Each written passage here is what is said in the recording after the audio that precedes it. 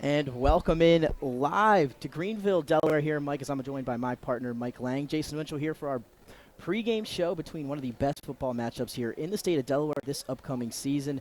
Salesianum, they come in number 5 at our 302 Sports rankings, and they're taking on the visiting here at the Hodgson Silver Eagles, 7-0 this year, number 1 in our 302 rankings. Jay, Mike, how are we doing tonight? I'm doing good. Beautiful Friday night. Absolutely. Beautiful Friday night. And tonight we're at the home away from home for Salesianum. Baynard obviously under some construction, not yet finished. So this is where Sal's will be playing some of their home games this year, and no other one bigger than the one tonight against the Silver Eagles from Hodgson. Well, they're number 1, and they're number 1 for a reason. Nick 7-0.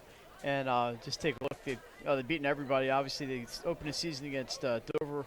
Yeah, how many shutouts we got? Not too many shutouts, only just one shutout, but they're scoring a ton of points. They're a big play team. C.J. Henry, the quarterback. He's got a lot of weapons. Najee Lally is the primary receiver that he's got. They've just so many weapons for Coach Moffitt and his team. I was impressed. I saw them a couple weeks ago against Howard, and Howard held them to 28 points, and I was really impressed that that's all they scored. They're big. They're motivated. They lost to Salesianum in the tournament last year, and they have revenge on their minds and a perfect season on their minds. They have not won a state championship in Division I. They had a couple in Division II back in the Blau Nichols days. So Howard Hodgson ready to go tonight here against Salesianum, and this should be a really good game. Yeah, it should. And now, Jason, we look over to Sally's, the home team tonight. They got Andrew Watkins back a few weeks ago. They've been rolling ever since. 2 tough losses this season to Smyrna and then out-of-state Episcopal Academy. But here they are tonight coming off a big win. Last week they've won 2 in a row, and now looking to keep that trend going here as they want to take down Hodgson. Yeah, like you said, they got Watkins back, and he carried them last week. Obviously, they're going to have to mix in the pass here tonight. But what they want to do is they want ball control. What's the best way to stop Hodgson's offense? Keeping them off the field. So that's going to be, I would think that's going to be the Sally's game plan here tonight. Get their offense going, play control, and watch out for a few play-action passes here tonight. I think that could be a key for their offense. Absolutely. Again, you'll see some of that quarterback Dylan Mooney for the Salesianum, and then you look over to the other side, Hodgson, C.J. Henry, and then Mike, again, you talked about some of those skill position players, C.J. Henry, Najee Lally, one of our Buffalo Wild Wings players of the week a few weeks back, so being the best player of all fall sports for that current week, and they've got a great big offensive line. Maybe that's something we have to look forward tonight, is that offense, or battle in the trenches between the offense and defensive line between Sally's and Hodgson. Yeah, Hodgson's big up front, but the Sal's, they've got some guys who can really battle with Brett Quoka and James Yelbert. Yelbert's not a real big physical guy, but he's tall and he's quick. He goes around people. He doesn't really go through them. But they do have some mashers on that Salesianum defensive front. But Hodgson, those guys, they don't have the weights on here, but maybe they should. These guys are, they're not missing too many meals over there at Hodgson. And they're historically big. Every year they're big. They had just size on top of size at Hodgson, and just so tough up front. And it creates time for Henry to get back and find receivers open, or for the running backs to find holes. It all starts. People always talk. It starts up front. Yep, it really does start up front with that Hodgson big offensive line, and they mostly play defense too. But yeah, when they're on offense, they're clearing the path. And then Jason, looking over offense, the Sally's offense defensive line, obviously, Mike, you talked a little bit about it. Pretty good up front as well. They got some great skill position players, 2 wins in a row. Just what have you seen from Sally's these past few weeks since they've got Andrew Watkins back? What could you kind of see from them doing as the season progresses here as we get closer and closer to the playoffs? What I liked last week was Mooney had a good game. When Watkins run the ball, but they mixed in the pass. Mooney had a good game. Found a couple different wide receivers in his tight end, Kelly. So, like I said, I think if they can get 3 or 4 yards on first down, on second down, that's the key down where you can get the play action pass and maybe, like you said, find different receivers, maybe hit the tight end over the middle and try and move the ball, catch Hodgson off guard, because Hodgson knows Sally's will run and they'll probably stack the box all night long. Absolutely, you said it. So we're going to take our first break here for our pregame show. When we come back, we'll dive into some of our top 10 rankings and a little more intro into this game as we get closer to kickoff time. So again, we'll be right back here on Fox Sports 1290, the iHeartRadio app, and 302 Sports. Unique Image opened for business in Wilmington, Delaware in 1979 with one focus, wowing our customers with great products and even greater customer service. 30 years later, we are still doing exactly that. Whether you're looking for marketing tools to promote your business, gifts for your employees or clients, or planning a special event, we're here with the voice of experience to help you every step of the way for your complete satisfaction. Visit our new showroom in the Mill Creek Shopping Center, 4577 Kirkwood Highway. Unique Image, you envision, we create. Unique Image opened for business in Wilmington, Delaware in 1979 with one focus, wowing our customers with great products and even greater customer service. 30 years later, The Hadley Group is your local real estate resource. Brian Hadley joined Patterson Schwartz & Associates in 2005. In 2013, Nicole Flora joined Brian, followed by Emma Burnett and Grant Jepp in 2014. That's when the Hadley Group was formed. Patterson Schwartz Associates offer you exceptional knowledge of local market conditions and a commitment to represent you honestly and professionally. So for your next purchase or sale, think the Hadley Group. Visit our website at thehadleygroup.re.com. Life's too short to hate your home. Remodel your home with the pros voted Delaware's #1 home improvement company. Ferris Home Improvements has something for every homeowner at their new showroom on the corner of Kirkwood Highway and Harmony Road in Newark, Delaware. Explore products and layouts with the area's top designers. Touch and feel products that inspire your dream space. Ferris Home Improvement's pride in the details make them the area's best in roofing, windows and doors, siding, decks, kitchens and bathrooms. Want a professional no-pressure remodel? Go see the best at the Big Shamrock on Kirkwood Highway. Ferris Home Improvements. Quality workmanship from a neighbor you can trust. Life's too short to hate your home. Remodel your home with the pros voted Delaware's #1 home improvement company. Ferris Home Improvements has something for every homeowner at their new showroom on the corner of Kirkwood Highway and Harmony Road in Newark, Delaware. Explore products and layouts with the area's top designers. Touch and feel products that inspire.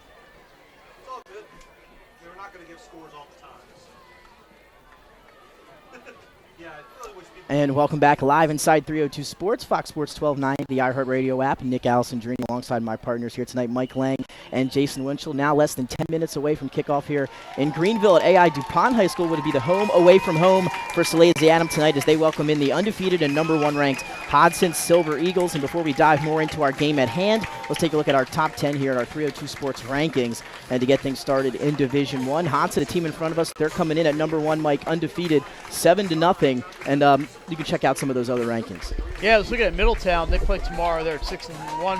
Smyrna, Sussex Central, Salesianum #5. We got them here tonight. St. George's is national tomorrow.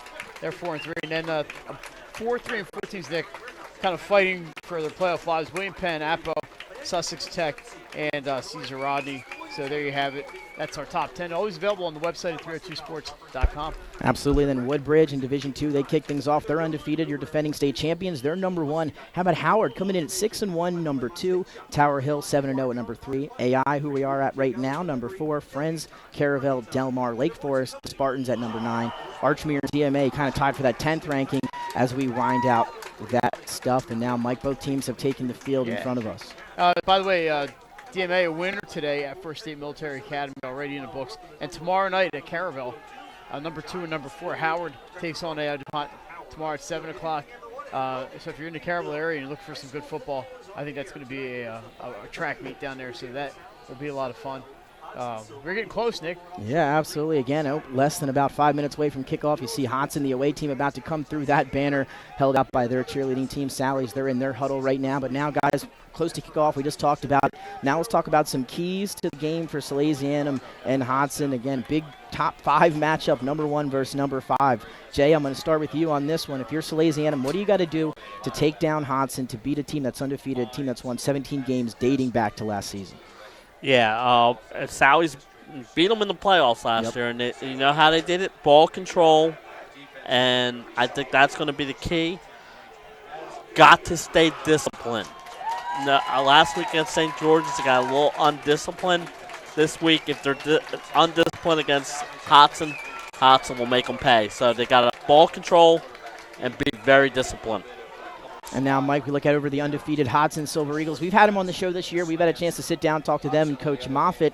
What do they got to do to remain undefeated here and maybe avenge that playoff loss last year to Sally's that's fresh on their minds? Well, number one offense, they have to avoid turnovers. They had a couple against Howard, and that is the closest game they've had this year. So you got to hold on to the ball. Number two on defense, you got to key on that running game, Andrew Watkins. He's coming back off an injury. It may not be exactly 100%, but you got to keep Watkins in check. And then also for Hodgson, the same as Salesianum, too many penalties last year in that playoff game probably cost them that game.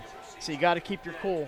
And I know sometimes it's an emotional game and they're teenagers, but you got to stay on the level, and you just can't have that yellow flag flying all over the place.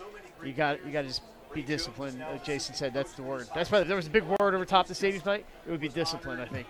Absolutely. Now both teams heading out, as you see the captains heading out for the coin toss. Now we're going to take our final break here for the pregame show, and when we come back, action live here from AI DuPont High School, the top 5 matchup between Hodgson and Salesianum right here on 302 Sports, Fox Sports 1290, and the iHeartRadio app. Your home, your community. It's not just where you live, it's where you belong. At Dover Federal Credit Union, we understand what it means to be local. We started here, and we're not going anywhere. We're as local as it gets, and we like it that way. We're not just a financial institution. We are the local credit union that you can trust.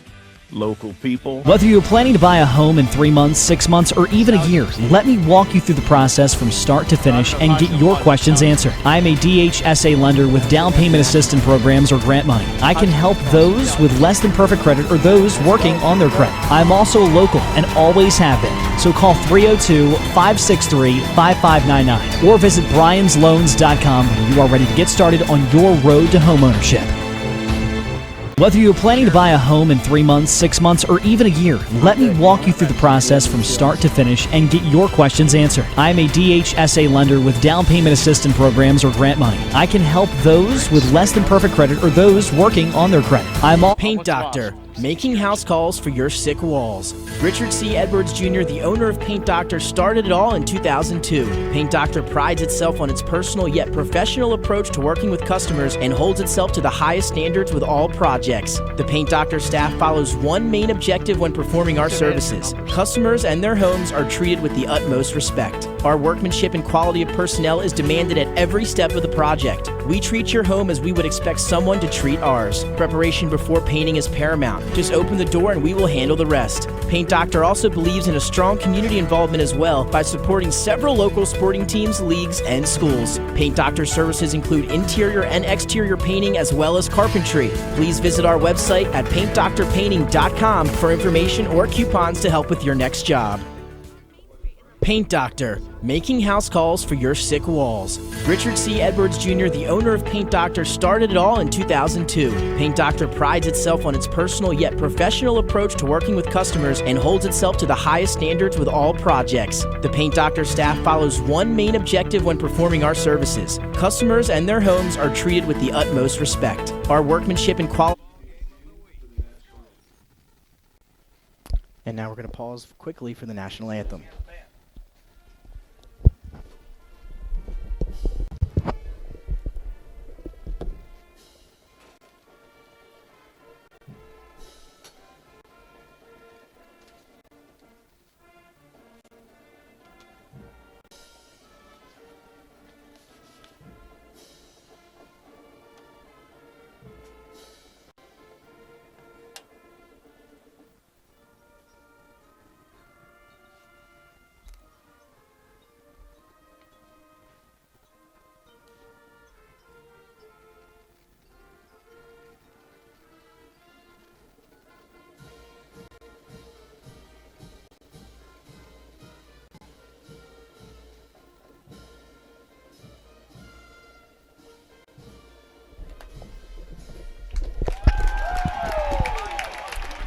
And it is about that time here. Mike Lang, Nick Alessandrini alongside Mike Lang, Jason Winchell, Nick Halliday up top on the camera for you. And now, Mike, just a few moments away before we have kickoff between this top 5 matchup, Hodgson and Salesianum going at it here tonight in Greenville. Yeah, I'm noticing just something on the side here, the Salesianum players with the orange socks in support of Cancer Awareness Month. You see a lot of pink, but you see orange on the Sal's, and still fighting like 4. You know, there's a big thing at Woodbridge this weekend for Troy Haynes, and so that's good to see. Absolutely is. And again, Sally's, they will receive the opening kickoff. Yeah, Hodgson did win the toss, and they have chosen to kick. So now again, a few moments away from getting things going here at Sally's. And back to receive will be Liam Mara. How about Smyrna, 16-11 over Cesar Rodney. 10-0 Kennett over St. Mark's. We'll get you some more scores as we go along tonight. We're starting to get into those weeks where the number of wins actually matters for bonus points. So we will keep you up to date. I know Dover and Sussex Tech and Cape and Polytech. A lot of Henloop and stuff going on today. Lake Forest and Laurel going on. So. And here we go, about to get things underway. The visiting Hodgson Silver Eagles, they're in the white jerseys with the black and silver helmets and the black pants. And they're kicking off to Salesianum, who's got the gold helmets, blue jerseys, and the gold pants going from right to left as we see it from the broadcast booth. And a good return to get things started from Joseph Montooth, the junior running back on the kickoff return. Yeah, Joey found a lane up the left side. Nick took it back to about the 39-yard line. Not a bad start for the Sal's. It's a bad start if you're the Sal's. And I expect a lot of running early, and I think they'll mix in some passing later. But, Bill Denard likes to establish that run game. I expect to see a lot of Mara and Watkins, and that's exactly who's in there right now. And here comes quarterback junior Dylan Mooney. I formation, split to the right, man in motion behind Movie. He'll reset and head back to the right side. Turn gives to Watkins around the right side. Has some space, has some room outside, gets outside. Now he's at the 50, the 40, up to the 35, and pushed out of bounds at around the Hodgson 34-yard line. Andrew Watkins getting it started early for the Sal's. Yeah, it looks like about a 28-yard run for Andrew Watkins, and I guess he's healthy, huh? Yeah. He looked pretty good on that run. Found some room around the right side. And, I mentioned Hodgson has some big guys. Maybe the Salesian thinks they can get the speed around the ends. That's exactly what happened there. I think Watkins was going to go up the middle, but bounced around the right side. And, hey, if you're the Sal's, he's at the 35, so it's a 26-yard run for Andrew Watkins. I formation again with Watkins, the tailback. I think that's It'll Mara. be a give to the fullback Mara up the middle, who picks up a few yards before he's wrapped up and taken down. Give him about 3 or 4 close to the 32-yard line. Yeah, I think if you're Sal's, you sure will take that, and that's a good sign early for the Sal's that you were able to push that defensive line back for a 4-yard gain. And again, Andrew Watkins, 2-time Crown Trophy Player of the Game here on Fox Sports 1290 and 302 and that's Sports. what it's all about, isn't it? And again, Mike, you'll be picking our Crown Trophy Player of the Game for this game. Oh my God. Up a little bit later. The pressure's on. As we'll get into that. But right now, again, taking notes. Second and about 6 for the Sal's as they're driving into Hodgson territory. I formation, Mooney will turn around, give it up the middle to Watkins to the right side, and he's met after about a gain of 1, maybe no gain up the middle. Yeah, I think they're going to give him 1, but you're not going to keep that line down forever. Now it's a big third down. It's the first series of the game, but a big third down. They're all big tonight, Yep. There's no series that aren't big, and maybe this is a good spot for a play action, but it's not the MO. Nice catch. It's just not the MO for the Sal's. I expect to see a run. And we'll see it third and about 6 now for the Sal's. The lineup in the pro formation, slot to the left. Mooney under center. He'll snap it, and there's some movement up front, but Mooney gets crushed after the whistle. I thought maybe they expected a whistle. I myself maybe expected a whistle, but no whistle was blown. Maybe and it looks the ball like was snapped correctly, and the rest of the line messed up. Yeah, either way, the Hodgson defensive line blew off the ball, knocking that Sally's offensive line backwards. Mooney ended up losing a couple yards, and now we're looking at a 4th and about 7 or 8 now for the Sal's. They're going for it. And there you heard it, Mike said it. Mooney will trot back out to the huddle, 4th and 6 from the Hodgson 32-yard line. There's no point to a punt here. You're 32 yards out, unless you're going to try a 50-yard field goal with Hunter Simmons, but not this early. Pro formation. Watkins to the left, Mara to the right in the backfield. They'll send a man in motion, and now we have some whistles down on the field. I think it was a timeout.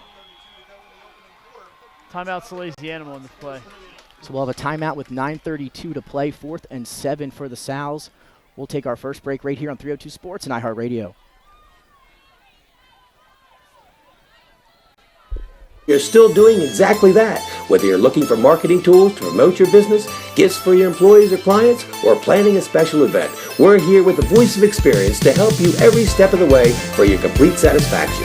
Visit our new showroom in the Mill Creek Shopping Center, 4577 Kirkwood Highway. Unique image you envision, we create.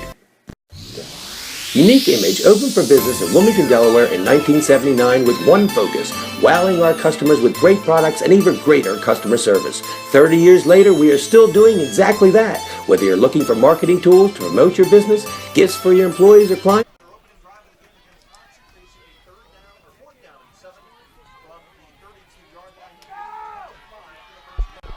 And here we go.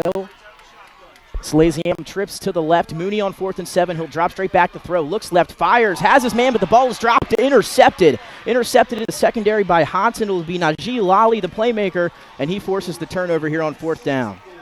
Yeah, and everyone wants the interception. He'd have been better off dropping that ball. But, hey, that was a nice catch. Ball's thrown behind the receiver, and Lally was there. And Najee Lally had made a season out of big plays this year.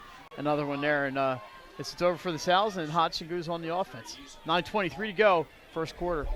You heard it, and after that initial Andrew Watkins 28-yard run to start that Sally's drive, they kind of stalemated down there in Hodgson territory. So you said it, Hodgson, after the Najee Lally interception, will take over here at their own 29-yard line. Quarterback C.J. Henry now on the field for the Silver Eagles. Yeah, you see some of the big guys up front, Seth Bowser, Davon Lum, and Renee Miller up front for Hodgson.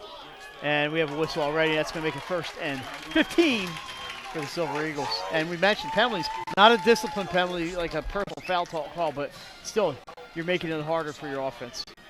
So just like that, Hodgson will have 1st and 15, like you said it, Mike. But then they'll just trot back out of the huddle, run same formation here. It'll be Joshua Ames in the backfield next to C.J. Henry. And then he'll send him out now to the slot. Empty look now for the Silver Eagles on 1st down. The snap is low. Able to get it is Henry. He'll fire into the slot to the left side, incomplete. Yeah, we see some of the jawing and pushing already among the linemen out there. So you just have to be careful if you're these teams. You just play football. You don't want to lose because of emotions. We see the Sally's front liner, James Yelbert, number 5 on your screen if you're watching on 302 Sports. Also out there, number 50. Tony Dean right in the middle. He's a big dude. And then Brett Quokka, number 68 on the right side opposite Yelbert. So now Henry in the gun will take the snap again. He's going to look to throw. Pump fakes left. Now going to tuck it and run a little bit. Has some space to go. He's at the 30, the 35, the 40, 45, 50. C.J. Henry on the run. Down to the 35, the 30. He's got room down the sideline. Nobody's going to catch him. C.J. Henry takes it all the way for a touchdown. And just like that, Hodgson on top. Well, what can you say? He outran Matthew Scott, the defensive the linebacker who was chasing him. He had no chance, no flags. And here we go with 9:05 left. It's 6-0 Silver Eagles. They had him in the backfield, let him get loose. And only rushing 3. There's a lot of guys out in the backfield, but they couldn't get him. And that's what C.J. Henry can do. A scrambler, a thrower. He can do it all for this Hodgson Silver Eagle team. They're undefeated, and a big-time run there for him. It's like 76 yards. 76-yard touchdown run for C.J. Henry on 2nd down, the second offensive play of the game for the Silver Eagles. And now they'll line up for the PAT attempt. So obviously 2nd and 15, or 1st and 15 was not an issue. Not an issue. As again, they'll line up for the extra point. And again, very talented Hodgson team. That's why they're 7-0. And the extra point is up and good. So with 9:05 to go here in the first quarter, Hodgson, they strike first. They lead 7-0. We're going to take a break. When we come back, more action live from AI DuPont between Hodgson and Sally's.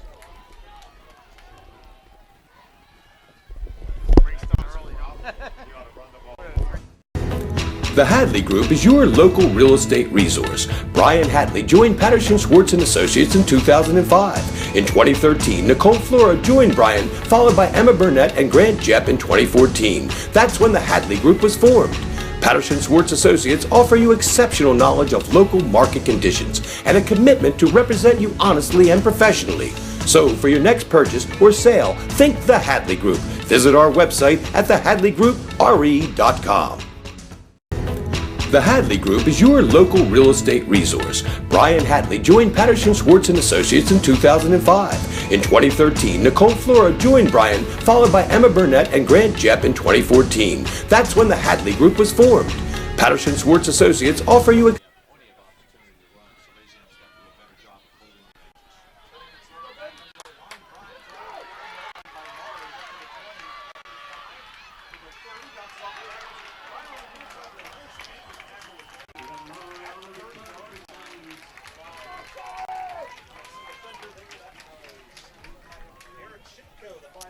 Back here live at AI DuPont High School, Hodgson Silver Eagles, they just capped off a two-play 78-yard drive. C.J. Henry taking it all the way on a quarterback scramble to put Hodgson up 7-0. The ensuing kickoff was returned by Liam Mara, who took it to the 30, so that's where Sallies will begin their second drive. Yeah, about 20 yards in return. Bounced out of the pile and picked up another yard or two. But you mentioned it there on the 29-yard line is the Sal's. And it's handed off to Watkins.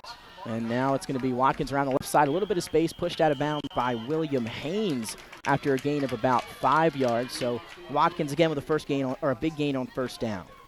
You got to take advantage of these, 5-6 yard. That's a good pickup. Nobody's going to argue with a 5-yard average on the ground.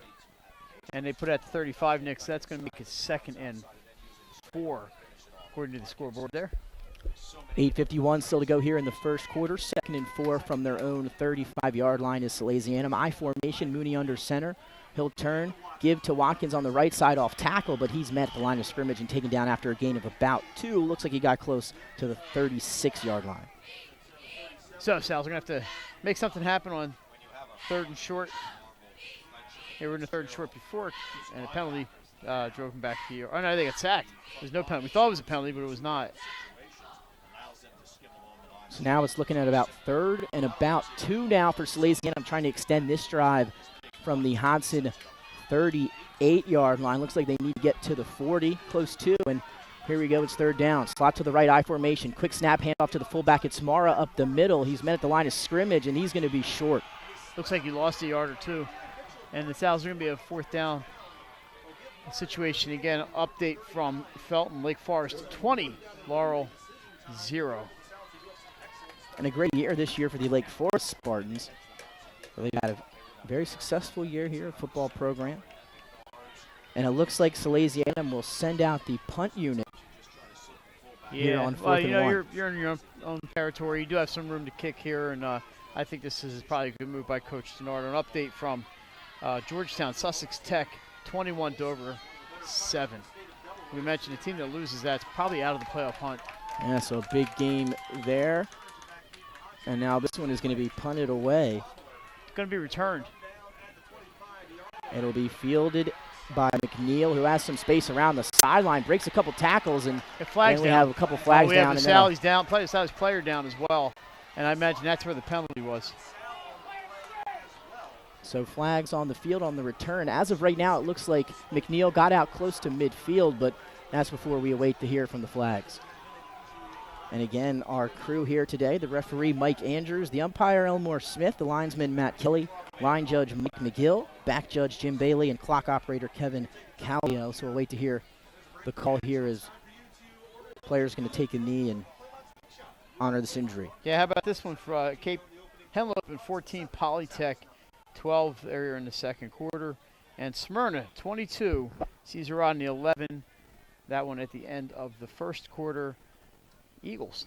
Again, you can catch that game on 302 Sports with Benny Mitchell and the Downstate crew. Mr. Volleyball, Benny Mitchell. South players up that is 80. I think it's Lou Schneese. It is. And a big-time player for that Salesianum football team. Hopefully he's okay. Yeah, he's walking up for his own power, so I think things look good. Well, Mike, here we go. 7:14 still to go in the first quarter. Hodgson had a big play on that opening drive, and then stopped with a 3-and-out on their last drive after the C.J. Henry 76-yard touchdown run, the 2-play drive to cap Hodgson's first touchdown. And now Hodgson, after the punt and the penalty, which was an illegal block, I believe, it'll back up the Silver Eagles, so they'll have 1st and 10 from back in their own territory. Looks like they're set up at their own 20-yard line. They are indeed, Nick, and that apparently has not been an issue for them this year. This is a big play offense. We saw it already once. So let's see what C.J. Henry has up his sleeve this time. So Henry out of the gun. He'll take the snap. He's going to look right, finds his slot receiver. That's Lolly on the inside, breaks the tackle, and he picks up about 7 yards, setting up 2nd and short. Well, he sent the 2 receivers deep on the right side. Lolly cut in and was open over the middle, 7 yards. I'll take it every time. And he's obviously a threat to break that tackle and take it even longer, so somebody you have to watch out for. He already has an interception tonight. Now he's got the reception. And now we'll see Darius Hale. He's in the backfield next to C.J. Henry. We know what he can do on the ground. And now he'll be behind him in the pistol here on 2nd and 3. They'll take the snap, but a whistle, maybe some movement up front. Yeah, it's going to be 5 yards on the Silver Eagles. 2nd and 8 coming up. And Mike, we talked a little bit about discipline in the pregame show with Jason, and one thing we talked about was trying to limit those penalties. Hodgson, 2 drives and a couple penalties here already, even though it may not affect them to this point. Yeah, they kind of sneak up on you, add up, 6:30 to go here, quarter number 1. Hey, thanks for joining us here tonight from AI DuPont High School. Whether you're watching, listening, whatever you're imagining, whatever you're doing, Nick. So now it'll be double slot here for Henry. He'll look take the out. snap, and Fumble. the ball's loose. He's hitting the backfield. The ball is out, and it looks like Sally's may have has hopped on it. I think, no, maybe looks like it's going to stay with Hodgson. I thought the Sal's had it. Darius one of those Hale. big linemen jumped on it there. Darius Hale coming up big for the Hodgson Silver It Eagles. was Hale, C.J. okay. Henry was knocked in the backfield. Ball I think came James out. Yelbert got him on that one. And luckily, Darius Hale able to fall on it, but now you're looking at a 3rd and very long. They're at their own 11-yard line. Looks like they got to get out to the 31, so about 3rd and 20 now for Hodgson, deep in their own territory. Yeah, Yelbert, big dude, long arms, took a swing and just knocked that ball right out of Henry's hands. Fortunate bounce there for Hodgson because the Sal's had that ball surrounded. Trips to the right, receiver to the left. Henry going to drop back, going to launch this one up deep. Ball's in the air and almost intercepted. He overthrew his intended target on the post route was Xavier Jones down the middle of the field. And Hodgson be kicking from the end zone. Good chance here for the Sal's. We've seen a good return game so far as they've had 2 kick returns. See how they do on the punt return. So 5:33 now to play in the first quarter here live on 302 Sports, Fox Sports 1290, and iHeartRadio. Sally's gets a much-needed stop there after being stopped on their first 2 possessions. Now they'll look to get the ball back. As you said, Mike Hodgson looking to punt from deep in their own territory. They'll be back in their end zone here. Yeah, how about this crowd tonight? Look at this place. It's packed. You heard on the strip sack there, the crowd in front of us. We're the Sally section in front of us here in the press box. There's not too many seats out there.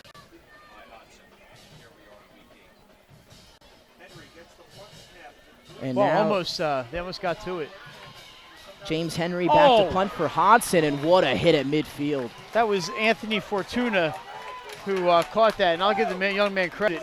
He did not make a fair catch, and he paid for his sin. He got run over. He's fortunate to hang on to that ball. You said it. Good job there just to hold on to it. So now Sally's will begin their 3rd drive here of the first quarter at the Hodgson 45. So they're in Hodgson territory after the Sally stop. And now they got 5:26 to work with here still in the first quarter. Yeah, field position has not been an issue for Salesianum. And they had some positive yards on the first drive. We'll see what they can do here after they went 3 and out on the last drive. Whistle. Pro formation. Mooney turn to give to Liam Mara, We had a whistle, though. but a whistle. I do not see a flag on the field.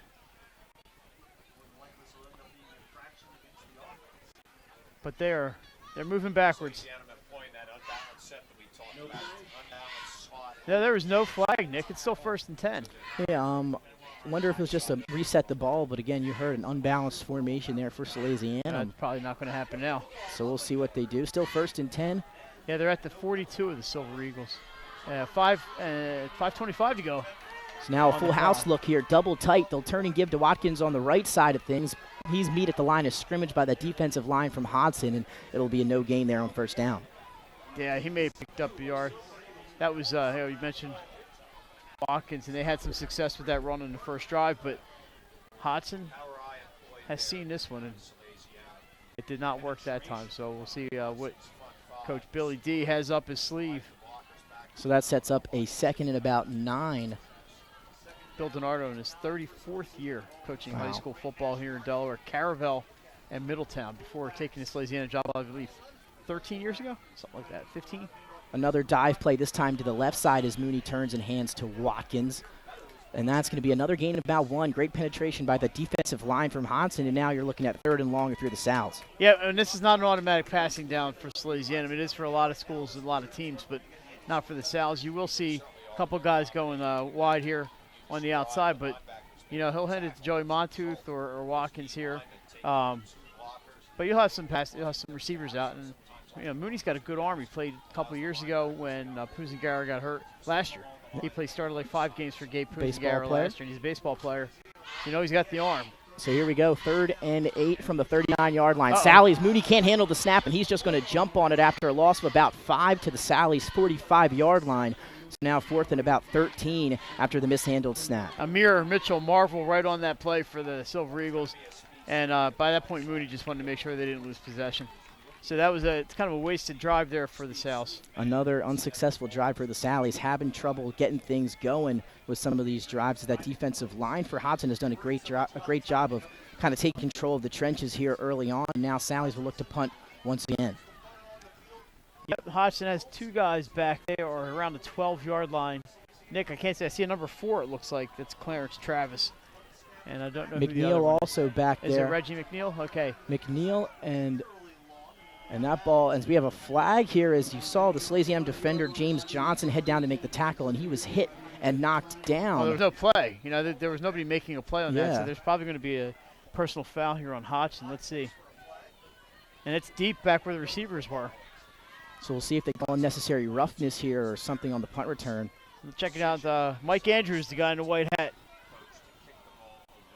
But that was not. There was no play on that in Hodgson. We mentioned And that's there was an illegal on block Hodgson. So from Hodgson. So You know, that'll is that back a- him up. I guess it's a post possession. Yeah, no return, and there was an illegal block. So spot of the foul, that'll back him up to about. That ball bounced out around the 24-yard line or so. And they are back, Nick, inside the 10, it looks like. I mean, they're way inside the 10. They're at the 6-7-yard line. Yeah, spot of the foul. And we mentioned it how many times. Yeah. You can't have that kind of penalty. You just can't. You can't. And Hodgson seemed to have started each possession with a penalty so far in this one. C.J. Henry able to bail him out on that first drive with a huge 78-yard touchdown run. That punt was shanked. It wasn't even a play. All right, here we go. Hodgson, empty backfield for C.J. Henry on 1st and 10 from their own 6. Henry will drop back, look right, just going to chuck this one up in the air to his man deep, had the man open. He had Elijah Lewis running down the middle of the field, but unable to track the ball down and kind of overthrew him just a little bit. Yeah, the South sent a blitzer, and Henry ended up on his back in the end zone. He never saw the end of that play, and he overthrew Elijah Lewis, but he threw under pressure. Yeah. So here we go, 2nd and 10, 3:12 to go, quarter number 1, and it's 7-0 Silver Eagles on one big play. Yeah, C.J. Henry took it himself. I imagine that's the top play candidate. Absolutely could be a top 10 play candidate. Make sure to look out on Wednesday, 302 Sports Weekly, every Wednesday, 8 o'clock from Buffalo Wild Wings. And where are we next Wednesday? Dover, Delaware. Gotta love Dover. Head down there as now it'll be Henry in the gun on 2nd and 10. Ames will be to his right. Double slot formation for the Silver Eagles. They'll give to Ames to the left side and nowhere to run as he's met at the line of scrimmage. Good play there. Looked like Matthew Scott, the linebacker, got in there. Yeah, great job. Yelbert also as well. Great job for the front line for Salesianum to shut off the opening there. And then now you're facing 3rd and 10 basically. So they maybe gained a yard. 3rd and 10 now for the Silver Eagles. Big play here for the defense. And again, gets real quiet here at AI DuPont High School here on this 3rd and long. Henry in the gun, Ames to his left. He's got trips to his left out and a wide receiver to his right. He'll take the snap. He's going to look left to the trip side. Going to throw it deep down the sideline. Has a man and just falls short, incomplete, out of bounds. It looks like he had Lolly down the sideline, if that's who it was, and almost was able to put that one right on the money. Yeah, I'm trying to see who was covering for the Sals. Maybe it was Josh Johnson, number 29, who was step for step with Najee Lolly. Lolly maybe had one step on him, but the ball just thrown to the outside, to the out of bounds side. And Najee Lolly's a heck of an athlete, but he couldn't come up with that one. And now Sal's again. Now they'll be punting from the end of the end zone. Before it was the middle of the end zone. So another great look. I mean, look where their receiver is, the 37-yard line. Like we said, field position has not been an issue for Salesianum. Offensive execution has been. So James Henry will fill the snap. He'll punt it. Not a great punt for Henry. This one's going to That's a fair catch. fair caught at the 31-yard line by number 16 of Salesianum, James Collins. Yeah, he learned his lesson last time when he got smoked. So, but like you said, Mike, great field position once again here for the Sals. And if you remember that first drive, Andrew Watkins' first play of the game broke off a 30-yard run, but since then, yards have been hard to come by for this Salesianum football team. Yeah, we had a bad snap in there, and just that Hodgson defensive line is so big, and they're trying to run through them, and they got it a few times. But Coach Moffitt, he makes adjustments too. So Let's see what happens here. 1st and 10 from the 31-yard line. Quick snap for Sallies. They'll turn and give it to Watkins. I think that's William Mara. I thought I had it this time, but we'll see. Doesn't matter. It was Watkins. Yeah. And either way, Mike, same result if you're that Hodgson Yeah. defensive line. Stuffed up for no gain. And we know Sally's, they like to pound the football. Yeah, so the down marker says 4, but we know it's 2nd and 10. So 2nd and 10 after the Watkins no gain. And But it looks like we have a penalty. a penalty, personal foul, and there's another one. And then so far in this game, it's been all Hodgson, Hodgson drawing penalties. some of these flags. And that one, the big one is That's going to be Sally's. 15 yards. 15 yards, so a penalty on the Hodgson punt return, backed up Hodgson on offense. That led to a 3-and-out, which led to a punt from deep in their own end zone, which led to Sally's having great field position. And now another big penalty propels Sally's closer to the red zone. Yeah, I here. mean, they're on the 15-yard line, 1st and 10. You know, it is what it is. Now it's up to the Sal's to make something happen here. An I formation. Watkins obviously is the trail back in this formation. Property in motion. They'll turn, give to Watkins left side. He's got a little bit of running room, but not before he's taken down. Give him about 3 or 4 yards on the carry. Yeah. It's what we expected. You know, they're going to run, and they're going to run some more. And they have a 2nd and 8, and they just believe in that run game, and they can run through anybody. They do have a good line. Yes, they do. Very experienced. And that's kind of where the battle lies here tonight. That defensive line for Hodgson, that offensive line for Sally's. They've been going at it here. All right, here we go. 2nd down, Nick. Another I formation. Poppity, the flanker, he'll go motion to the right. Turning, give opposite side to Watkins, who has some room on the left side. He'll break a tackle to the 10, gets kicked out of bounds at around the 6-yard line. There And is there a is flag, a flag. but it's back closer to the quarterback, and that is a Illegal shift on the South. So they do get a running play to gain some yards, but it's going to come back. It's going to cost them 5. Yeah, I don't know how many times me and you will talk about the penalties here tonight, but Sally's finally gets a play where they get at least 5 or more yards, and then they take that away for a penalty. Obviously something you don't want or don't need. Yeah. If And you're I thought Sally's. Watkins was hit out of bounds, but it was borderline. You can't call everything. But that makes it 2nd and about 14 from the 19-yard line. 1:21 still to play here in the first quarter from AI DuPont High School. Top 5 matchup between Hodgson and Sally's, and now 2nd and extra long for Salesianum. Double slot formation for Mooney, who's in the shotgun. There's Now a they'll screen. throw a screen out to the right side. It's caught. Nice spin move inside, and he's got room to run. What a play there by the receiver. Watkins. Andrew Watkins. This time they split him out to the slot on the right side and throw him a bubble screen. Okay, down to the 6. So they're still going to have 3rd and 1, but he made a nice spin move there. He was open, obviously, and made something happen out of yak. They call it, right? Yak yards after catch. Yep. And I apologize for the missed call there. Unable to see that was Andrew Watkins, but a great move out of the When he slot. made the spin move, I said, Yeah. oh, thanks, Andrew, number 21. There you go. We're doing spin moves here in the booth. You should see Nick's spin move. It's mean. 48 seconds now in the first quarter. 3rd and 2 for Sally's. Big 3rd down for the Salesianum. Mooney under center. He'll turn. Give to Watkins, who's looking for room, but nowhere to run. He's hitting the backfield for a loss. I thought the spot was not good. I thought he was down to the 6-yard line, but it doesn't matter. They made nothing happen on 3rd down. Great play by Hodgson. Cormier And- Meadows from the linebacker position saw and read that play, came up, made the tackle, and now 4th and about 3 for Sally's deep in Hodgson territory. Yeah, I don't know if they're going to bring in Hunter Simmons here, the kicker. He can kick the ball about 60 yards. We are running down to the end of the first quarter. 10 seconds to go. They are in no hurry, obviously, to get this play off. 8 seconds and ticking, It is 4th Hunter and Simmons out 4. there. So they will line up for a field goal. You said it, Mike, Hunter Simmons, but not before Nope, the clock quarter stopped. will come to an end. Oh, excuse me, we Or- have a or not. stoppage. Clock is stopped. Maybe just to get everything set.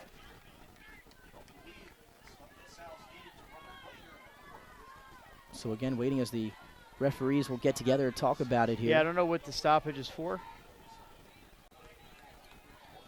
But if you've seen Hunter Simmons kick, the young man, he's got quite a right leg. Oh, I heard him. We know our good broadcast partner and friend Pat Garianis talked about him at length in some of our broadcasts. A special talent here with the kicking game, and that could bring a whole new element to a football team like Salesianum. When you have a good kicking game, it can come in handy so often during the season. Yeah, and I was on the field at a couple of the Sally's games, and that is the first quarter. So Nick, he's not a big kid. That's all I was going to say. He's a pretty small kid, but he's got a big right leg. And we'll take our break here at the end of the first quarter. So after 7-0, CJ Henry 78-yard touchdown run puts Hodgson up 7-0. We come back. Sally's, they're driving deep into Hodgson territory. We'll be right back here on 302 Sports, Fox Sports 1290, and iHeartRadio. Get the assurance that your HVAC system is what you need with Ambience. Ambience provides you with over 25 years of experience in the heating, cooling, and plumbing industry. The team at Ambience Heating and Air Conditioning provides high-quality residential HVAC installations, maintenance, and repairs in new and older homes in the Delaware, Maryland, Pennsylvania tri-state area. You may not realize it, but half of your energy costs go to heating and cooling. Make sure your energy dollars count and call us today for a free estimate. 302-239-HVAC. 302-239-4822. Get the assurance that your HVAC system is what you need with Ambience. Ambience provides you with over 25 years of experience in the heating, cooling, and plumbing industry. The team at Ambience Heating and Air Conditioning provides high-quality residential HVAC installations, maintenance, and repairs in new and older homes in the Delaware, Maryland, Pennsylvania tri-state area. You may not realize it, but half of your energy costs go to heating and cooling. Make sure your energy dollars count and call us today for a free estimate. 302-23...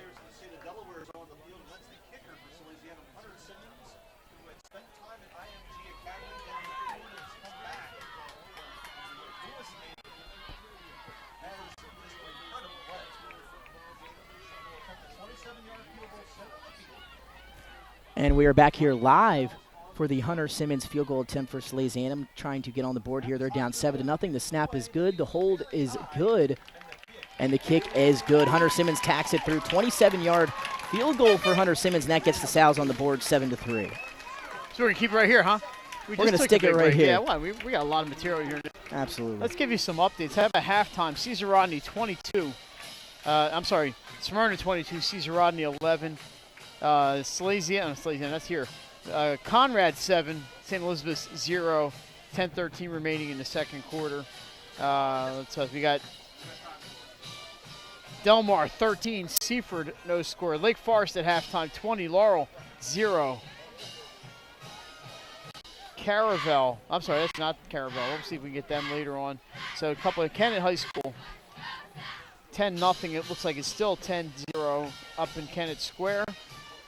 And we're getting some scores as we go along. Did I kill enough time here, Nick? Yes, you did, Mike. Good to go as we're now lined up for the kickoff. Hodgson, they have 3 men back to return. It'll be Lally, McNeil, and Ames, so 3 very dangerous guys. We have not seen Hunter Simmons kick off yet tonight. If you're watching it for the first time, I expect this ball to reach the end zone, and there will be no return in high school once it crosses that goal line. Ball goes to the 20-yard line. This will not be returned. That's my prediction. Can I make that my pick for the week? Give me some bonus points. Give me some bonus points, Jason. Can I use that one? And obviously, if you're Salesianum, you don't want those 3 dangerous returners for Hodgson to have any chance at it anyway. And this one's booted deep, and it'll bounce into the end zone. Mike with some bonus points there we go, huh? From AI DuPont High School. Yeah. So I know we're still here in week 8. Still have 2 more weeks after the Salesianum next week. Doesn't get any easier, Nick.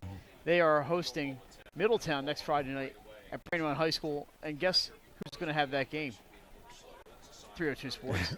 It's a Saturday night game over at Brandywine, which I like because it's closer to my house. So this is not too far. So, yeah, next week we'll have the Sows again on a different field, but they'll be the home team again. And Salesianum received the building permit for Abyssinia Stadium, so you should see some work at the old site of Baynard Stadium soon. And we're ready for some more action. Henry back to pass. He's got a receiver that's Lally over the middle, but it is incomplete. And now I'm going to turn play-by-play back over to the play-by-play guy, Nick Alessandrini. Gotta love the smooth transition from one comment right into the play-by-play. Gotta love it. Very versatile over here at 302 Sports. We're still volleyball, man, and basketball. And after the incompletion, we'll set up 2nd and 10 for Hodgson. As again, they lead 7-3 here as we just began the second quarter. As they have the ball at the 20 after the touchback, it'll be C.J. Henry, empty backfield. He's in the gun. He'll take the snap. Quick throw across the middle, has his man. It's Joshua Ames who reels in the pass, and he's taken down close to the 30-yard line, setting up 3rd and short. Yeah, Ames did a good job to hang on there. You can see he was juggling the ball a little bit as he was running, knocked backwards. Held on to it, and he said it, 3rd and 2. So now 3rd down and 2 for the Hodgson Silver Eagles. And again, something we haven't seen out of them so far this game is they haven't really ran the ball a lot, which is what we kind of see. I mean, they can do both very well. Yeah. And it seems tonight as they've chosen to put the ball in the air here. Now 3rd and 2, they're going to go empty backfield. Well, I know it's coming here. Henry, quick throw, and it's a good throw, but off the hands and helmet of his slot receiver on the inside. And that'll set up fourth down. That was his man, Wayne Allen. Couldn't hold on to the football on the short curl route. And now fourth and about 2. But now the refs are going to talk about something. An eligible man downfield. So if you're Salesianum, do you keep the 4th and 2, or do you make it 3rd and 7 and give another play? I think I'm going to take the 4th and 2. And if Coach Moffitt wants to go for it, Bill DiNardo right there signaling decline. So it is going to be a 4th down. You said it. They'll decline the penalty. 4th and 2 now for Hodgson. Decision time for Coach Moffitt and company deep in their own territory. They're about at their own 28-yard line. And now 4th and 2, and it looks like Coach Moffitt will send out the punt team. Well, they're going to have some room to kick this time. But they've been deep in their own territory kicking a lot tonight. Salesianum with some good field position, dropping back Anthony Fortuna, number 18. And we'll see if he has some room to actually return this time. He's had one fair catch and one where he probably should have fair caught, where he's lucky he still has all his teeth. One reminds me, one of my good friends back when we were playing, he was our punt returner. We were playing against St. Elizabeth's, and he did not fair catch, and Andre Patton laid a hit on him that I will never forget. Shout out to Joey Cochran here as that ball will roll close to the 33-yard line, so that's where Salesianum will begin their next drive. They got the nice roll line drive kick. They do not want to get it up in the air. And Andre Patton did that to a number of people when he was playing for the Vikings. Made the transition to offense full-time in college at Rutgers, obviously. And I don't know if he's still on the Chargers practice squad. He's actually activated for one game this year. Yeah, I remember that. Yeah, I think he might even had a catch. I'm not sure, but now back to the game at hand here. Sally's and Hodgson. Sally's, after the 3-and-out stop for Hodgson, they get the ball back at their own 34-yard line. 1st and 10, 11:06 to play here in the first half. 2 receivers out to the right, 2 running backs behind Mooney. He'll play action. Now he's going to look, fire this one deep. Has a man wide open down the sideline. It's Joshua Jones. Oh, nice and he's move. going to go. Breaks the tackle, the 10, the 5. He's pushed out of bounds. Nick, I think stuttered there a little bit. Joshua Johnson, great play design by Coach Bill DiNardo. Wide open throw down the sideline. Yeah, and when you stuck your head down there for 1 second, he did a little hesitation move, and the defender went right by him, and Johnson picked up another 10, 12 yards after that. He's down to the 15. A nice move there by Josh Johnson. And the Sal's in business now on the 15. They maybe seem to have gotten their offense on track. It took a while. Actually, the first play was almost a 30-yard run. But they kind of got bogged down after that. Maybe now they're going to get things moving a little bit. 1st and 10 from the Hodgson 15. They trail 7-3. I formation. Quick dive up to Liam Mara on 1st down. And nowhere to run. Give him maybe 1 if he's lucky. 2nd and long. All right, so the Sal's trying to capitalize here. Maybe knock Hodgson, get them stunned a little bit on that pass play. You notice, they run, and then when they do pass, guys are open. Because, the defenders cheat up a little bit, and people get behind them. Josh Johnson had to kind of wait for that ball a little bit, but he still made a nice play on it. It was a nice throw by Dylan Mooney. And that's the one thing you got to watch out for if you're on defense against Sally's. They will hit you with the play action every now and then. I formation now for Mooney under center. He'll turn, give to Watkins. He breaks a tackle, but can't get much more as he's tackled. Maybe another short gain, maybe 1 or 2 yards, and now 3rd and long for the Sal's. Tackle there by Clarence Travis for the Silver Eagles. Did a good job closing. Watkins really had not much there in the way of space. And now 3rd and 10. 10. They've right back where we started. 3rd and 10 from the 15 here, Mike. Or excuse me, 3rd and 11 now from the 15. Yeah, they moved it back a yard. So Sally's, they're down 7-3. A big throw from Mooney to Johnson sets them up now, and they've been stuffed on the first two plays. 3rd and long.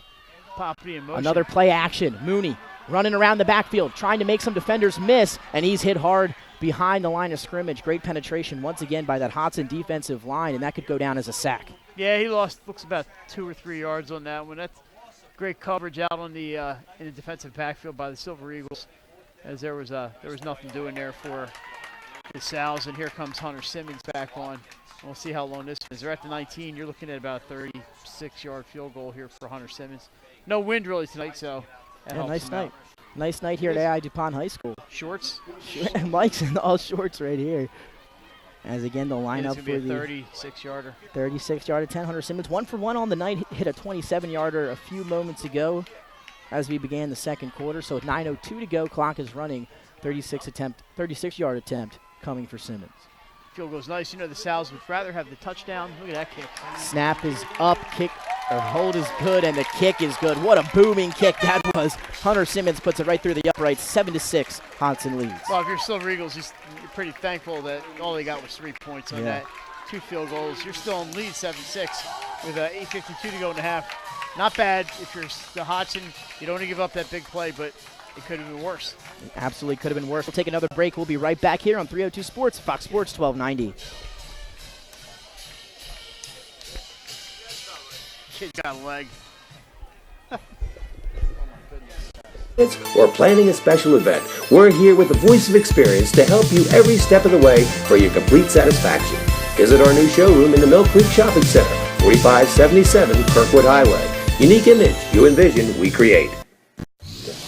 Unique Image opened for business in Wilmington, Delaware in 1979 with one focus, wowing our customers with great products and even greater customer service. 30 years later, we are still doing exactly that. Whether you're looking for marketing tools to promote your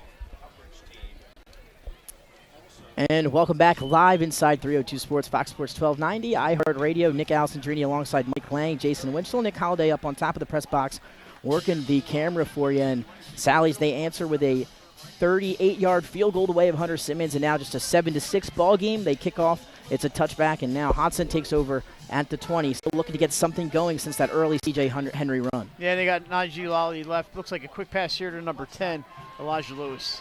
Lewis able to break the tackle, and make his way up the sideline, pushed out near side after a gain close to about 9 yards, like you said, Mike. So Hodgson trying to get something going here. They've been pretty stagnant ever since early in that first quarter, and even then, just a one-play drive. Yeah, so the Sal's defense doing a good job ever since that. You mentioned just the one play. And we have a penalty holding on Hodgson, so that play is going to be wiped off the board. I didn't even see a flag. I know. I was going to say, a lot of these flags we haven't even seen here, Mike. Update from Kennett Square, Pennsylvania. Kennett 16, St. Mark's no score, and the Spartans are going to have a second half to try to figure something out over there. Sussex Tech at halftime, 21, Dover 7. It's a good start there for the Ravens, and we'll get to the other scores as we can. 8:45 here to go still in the first half. After the penalty, first and about 20 for Hodgson from their own 13-yard line. Clock is ticking. C.J. Henry in gun, trips to the right, one wide receiver to his left, running back next to him. Yeah, and he looks like and this time he'll hand it off around the outside. Some room to run. I believe it was Joshua Ames on the carry. Yeah, he picked up around 7 yards. Not a bad start. It was first and 17, by the way. It's a spot foul on that hold. So second and it was first and 17 from the 13 is what I was trying to say. And we have a timeout on the field. A timeout on the field. We'll stay right here with 8:16 to play. It's not second and 17. They have not updated that. Yeah, they haven't updated. Second and 13. Second and 13 was he actually 12. having They another. officially 12 yards on the board. And an injury down on the field for Salesianum. Okay, so it's not a timeout? Not a timeout again. We'll stay right here. But if you're looking at now, Sally's kind of getting some momentum here. A couple possessions where they're able to put some points on the board, and also a couple stops in these last few possessions defensively. Hodgson, on the other hand, not really much going here. If you were to look at them total yards-wise in this football game, they're struggling offensively. No, I would say the Sal's have outplayed Hodgson to this point. The penalties obviously have hurt Hodgson, and the lack, really, except for Henry, they've gone for some home runs and haven't hit them. Other than the Henry play, the offense is not really producing here for Hodgson. They've been pinned deep in their own territory every possession, really. Yeah. They've been kicking from the end zone or real close to it. The Sal's just unable to make those into touchdowns. We have the 2 field goals, but I'm sure if you ask Coach Gennard, he'd say we should be up 14-7 at this point, not down 7-6. But that's the score. And something we've seen out of Hodgson so far is they're doing a lot of empty backfield. They're putting C.J. Henry in the gun, but that defensive line for Sally seems to be putting a lot of pressure on him, making him make some tough throws, and that's kind of had him rattle a little bit here in the first half. Well, they're one of the few teams that can match Hodgson's size up front. and they have the players too, so they can cycle guys in. This is Jack Healy, by the. Oh, excuse me, Jack Healy, by the way, who is coming off the field. Was that me? And then so Healy's out for at least one play. We'll see how he's doing. So now Hodgson second and about 13. My apologies, Nick. No worries there. As they'll empty the backfield trips to C.J. Henry's left. He's got two receivers to the That right. should be a penalty, but not called. Henry going to launch this one deep Wide down open. the field. Has his man, and he's got him. Elijah Lewis deep. He's at the 30, the 20, the 10, and he's going to walk in for the Hodgson touchdown. C.J. Henry put that one on the money. Elijah Lewis, no one near him, and he caught it for the big score. No, I thought Elijah Lewis got a head start on that play, Nick. I mean, I thought he clearly left early, but not called, and it's an 82-yard touchdown. You said it, 82 yards. C.J. Henry put some good air on that ball, dropped it right into the basket of Elijah Lewis, who caught it deep down the middle of the field. Took it the rest of the way, 40 yards for the score. And just like that, Hodgson extending that lead from one. We talked about them being stagnant, but a big play there. Put some points on the board. It's a big play offense. If you look at their numbers, if you look at their box scores, 67 yards, 70 yards, 75-yard runs, passes, doesn't matter. It's a big play offense. They rely on the big play, and they hit one there, even though I thought Lewis got a head start. But that's what it is. It is what it is. Touchdown, Hodgson. Hodgson. Pass. It was right on the money. And nobody was going to catch that kid. He was 10 yards ahead of everybody. And for the first time there, you saw C.J. Henry with maybe a little room to throw. The extra point is up and good. And just like that, 13-6, Hodgson over Sally. Or excuse me, 14-6, Hodgson over Sally's. We'll take another break here. We come back. Second quarter action still here live from AI DuPont High School on 302 Sports and iHeartRadio. Quality of personnel is demanded at every step of the project. We treat your home as we would expect someone to treat ours. Preparation before painting is paramount. Just open the door and we will handle the rest. Paint Doctor also believes in a strong community involvement as well by supporting several local sporting teams, leagues, and schools. Paint Doctor services include interior and exterior painting as well as carpentry. Please visit our website at paintdoctorpainting.com for information or coupons to help with your next job. Paint Doctor, making house calls for your sick walls. Richard C. Edwards Jr., the owner of Paint. Sounds good. It's Mara and Watkins back there? No, Mara and Johnson, right? Yeah, Josh Johnson's probably on the left or on our right. What I like is their overall team speed. Side to side, they have 3 or 4 receivers that can challenge. I can't even add this too many. 158 yards for the 2 touchdowns. Very well, giving themselves opportunities for Henry to find in the short zone. That's Josh Johnson. Wow, nice play. Yeah. Whoa. He took a hit.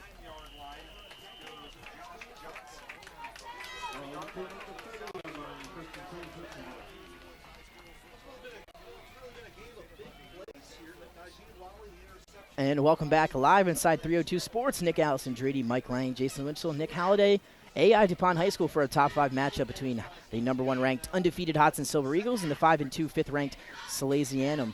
And Mike, Hodgson kind of stagnant throughout the first half. Big touchdown run early, and then a huge big play here to end the. Yeah, the 2 touchdown plays for a total of 158 yards. Yeah. The rest of the offense tonight probably 50. Yeah, and Sally's got to be happy with the way they've done. They've got to limit the big plays as Mooney turns and hands off to Watkins on the dive to the left side. Give him about 2 yards out to the 32-yard line. 2nd and 8 for Sally's.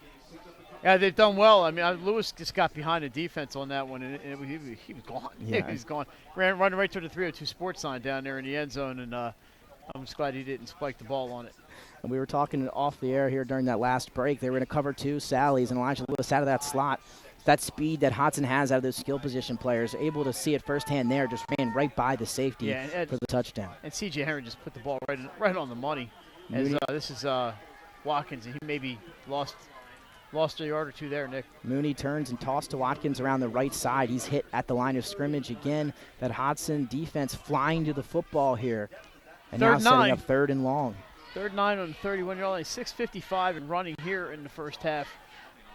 In beautiful Greenville. This is such a nice spot. Nice campus they have here. And Sally's not very successful on 3rd down here tonight. They'll look to change it. Mooney in the shotgun trips to the left. He'll take the snap. He's going to look left. Has some pressure. Looking to run. Tucks the ball. He's going to tuck it and go. He gets out close to the 40, but he's walloped at the 39-yard line. He'll be about a yard short of the first down. Eric Shimko. Flag down. No, there's not. That's not a flag. I thought there was a flag down, but there's not. And you saw the linebacker, Eric Shimko. We talked to him the officials are talking to me. That's a personal foul.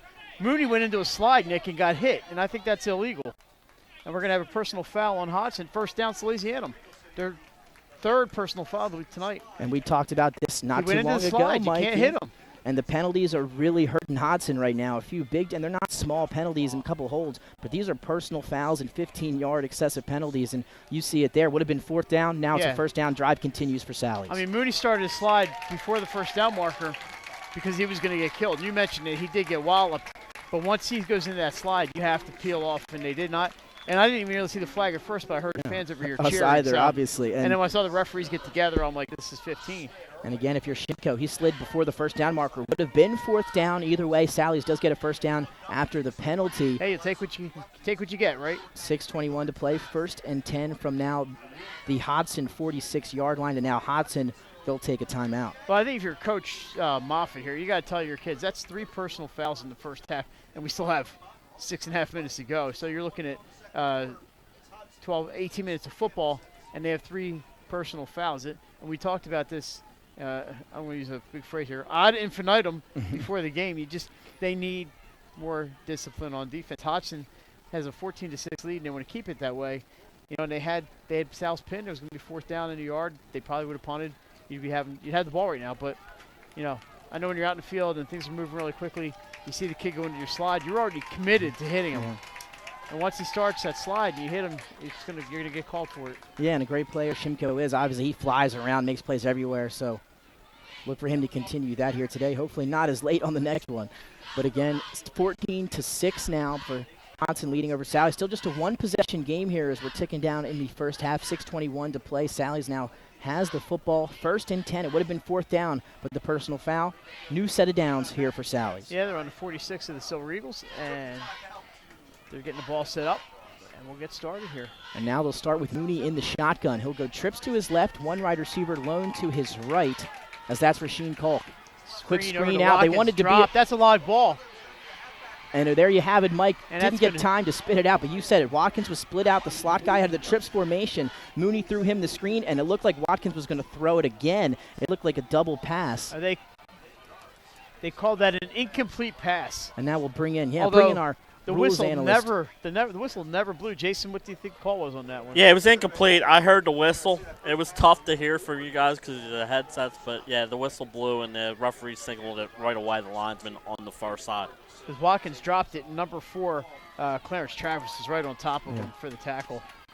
And obviously, Sally's was looking for the big play. Mooney will drop back here on third down, lofted up down the sideline, and too far on him as we had a hand battle down the field between the deep back and Salesianum wide receiver, Rasheem Kolk. Yeah. We've seen Kolk on the basketball court. Yep, and absolutely. he's pretty good. And he made some good catches late against Episcopal when they were trailing and they needed to make up yards quickly. Kolk was the target a few times, and this is his first target tonight. But just good coverage there by the Silver Eagles, and Kolk had no chance. And now it's 3rd and 10. Yeah, and then on that, if we just backtrack a second to that trips play, when Watkins did drop the football, that was another big play idea from Sally's. They wanted to do a double pass there. That was going to be a halfback pass. Obviously unsuccessful, but you can see where the head's at now for Sally's. They're looking for that big play. Yeah, Kolk nears Jack Kelly out to the left, but there's not going to be no play on Third this down and 10. Mooney nowhere to grow. Might have been a quarterback draw, but he was hit in the backfield by that Hodgson defensive line, and they've been spectacular all night long. That's a gutsy call with this Hodgson defensive line. It didn't work, and now we're facing a 4th and 15 in midfield, and we'll see who's going to come on punt. Their punter earlier this season, James Collins, has a broken leg, so it will not be, obviously it won't be James Collins. Looks like 36, Ben Turolski. So Turolski will try it on to punt for Sally's. 5:30 still to play. The snap is up, the punt is up, and it's a decent punt deep. It'll be run on and fielded and muffed. Ball's on the ground, but able to hop back on it, I believe, was McNeil, who wasn't able to handle the punt return. Yeah, it's going to put him around the 16-yard line to start, and the Sal's a 17-yard line. Sal's, not that they get lucky, but they don't have to face a return that way. And we're going to take another break. When we come back, we're winding down first half action. Top 5 matchup here live from AI DuPont High School on 302 Sports, Fox Sports 1290, and iHeartRadio. 39 HVAC 302-239-4822. Get the assurance that your HVAC system is what you need with Ambience. Ambience provides you with over 25 years of experience in the heating, cooling, and plumbing industry. The team at Ambience Heating and Air Conditioning provides high-quality residential HVAC. Hey, Nick, we're going to have to come back.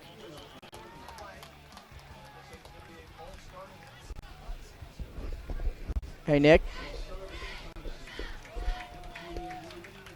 Well, we lucked out with the penalty there, Nick. Yeah, we did look out the liner. Their liner ran before the break did. Bring us back whenever. Oh, perfect. I didn't know. My bad. I had us at 4.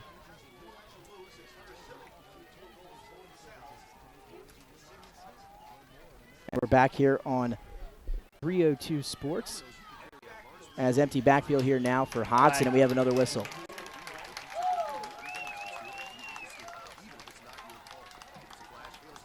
And it looks like it'll be another penalty against Hodgson, and that's been hurting them. It continues. Yeah, and they're back now. They're going to be, I believe, inside the 10-yard line now, Nick. And you're facing a 1st and 20 from about the 8-yard line. And again, we talked about it in the pregame ad nauseum. Discipline was one thing we were highlighting here in this game tonight. Both teams pretty decent. Hodgson, they've struggled a little bit recently, as now they're looking at 1st and 20.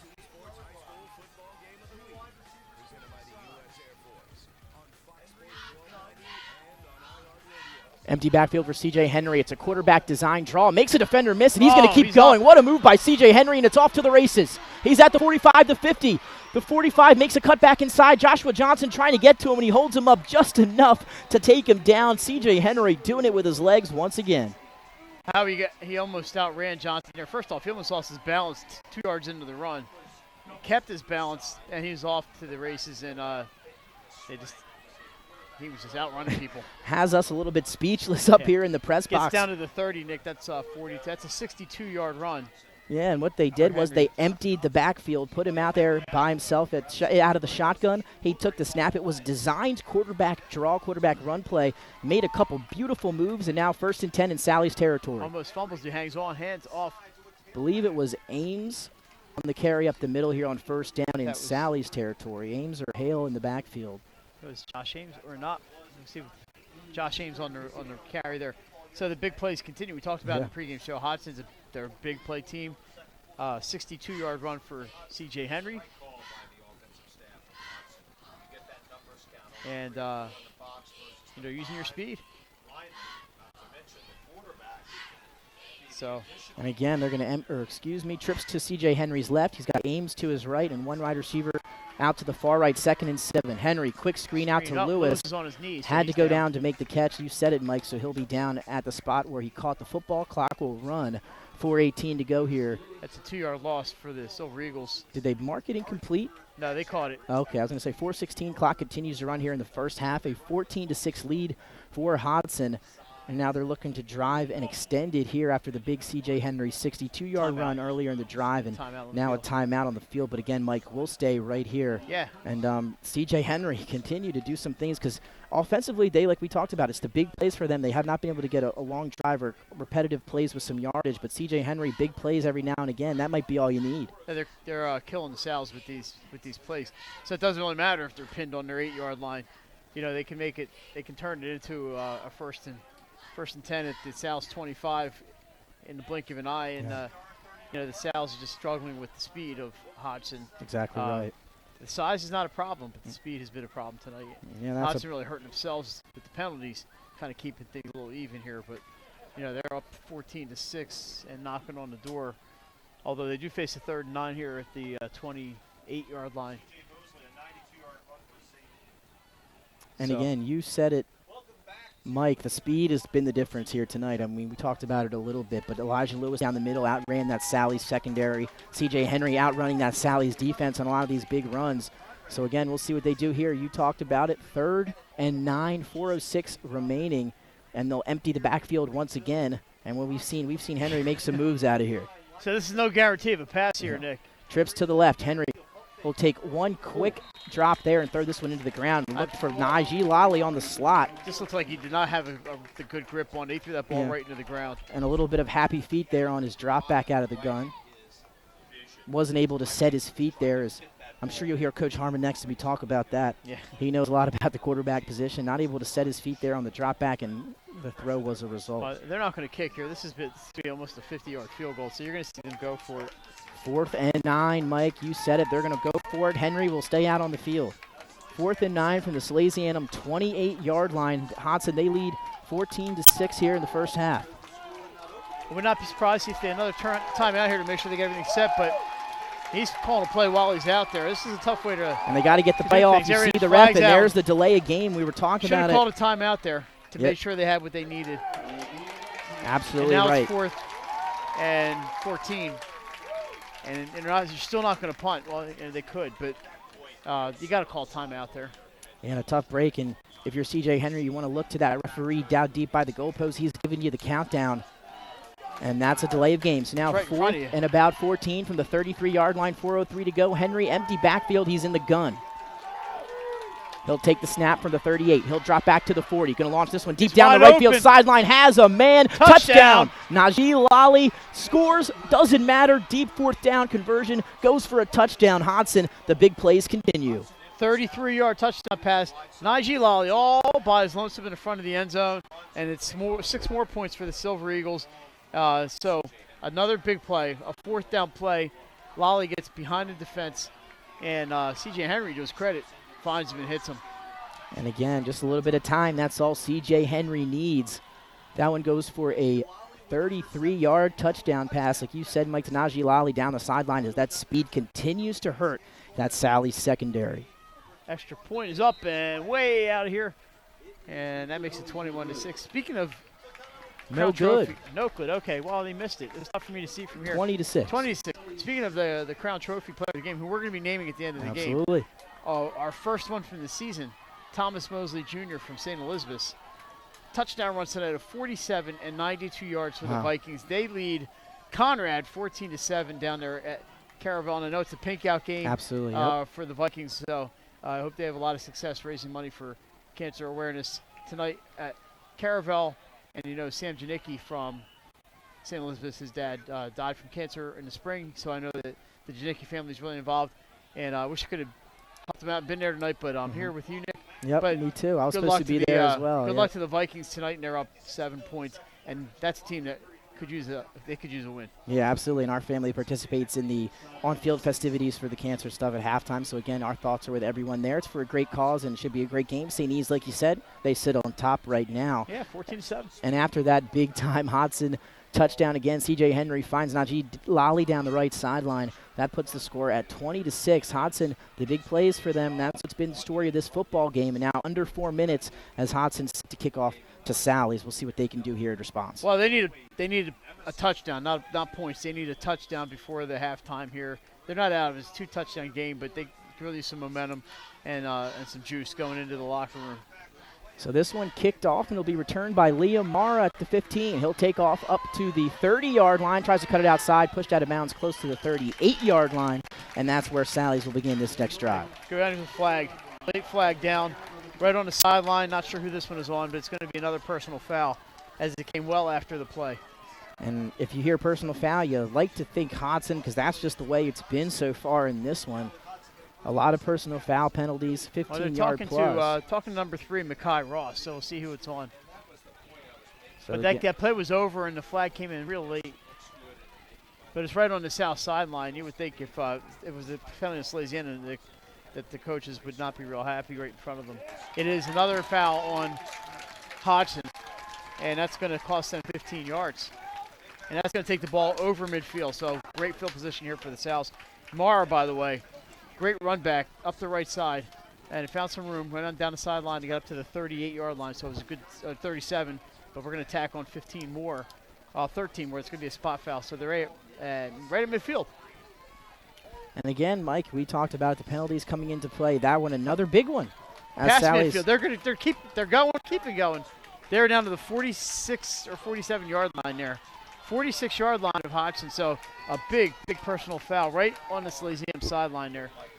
So now Sally's looking to answer. I formation, turn, give is to Watkins, looking for some room, tries to bounce it outside and not look like he's going to be able to get there. Great pursuit and speed by that Hodgson defense once again. Yeah, Andrew ran.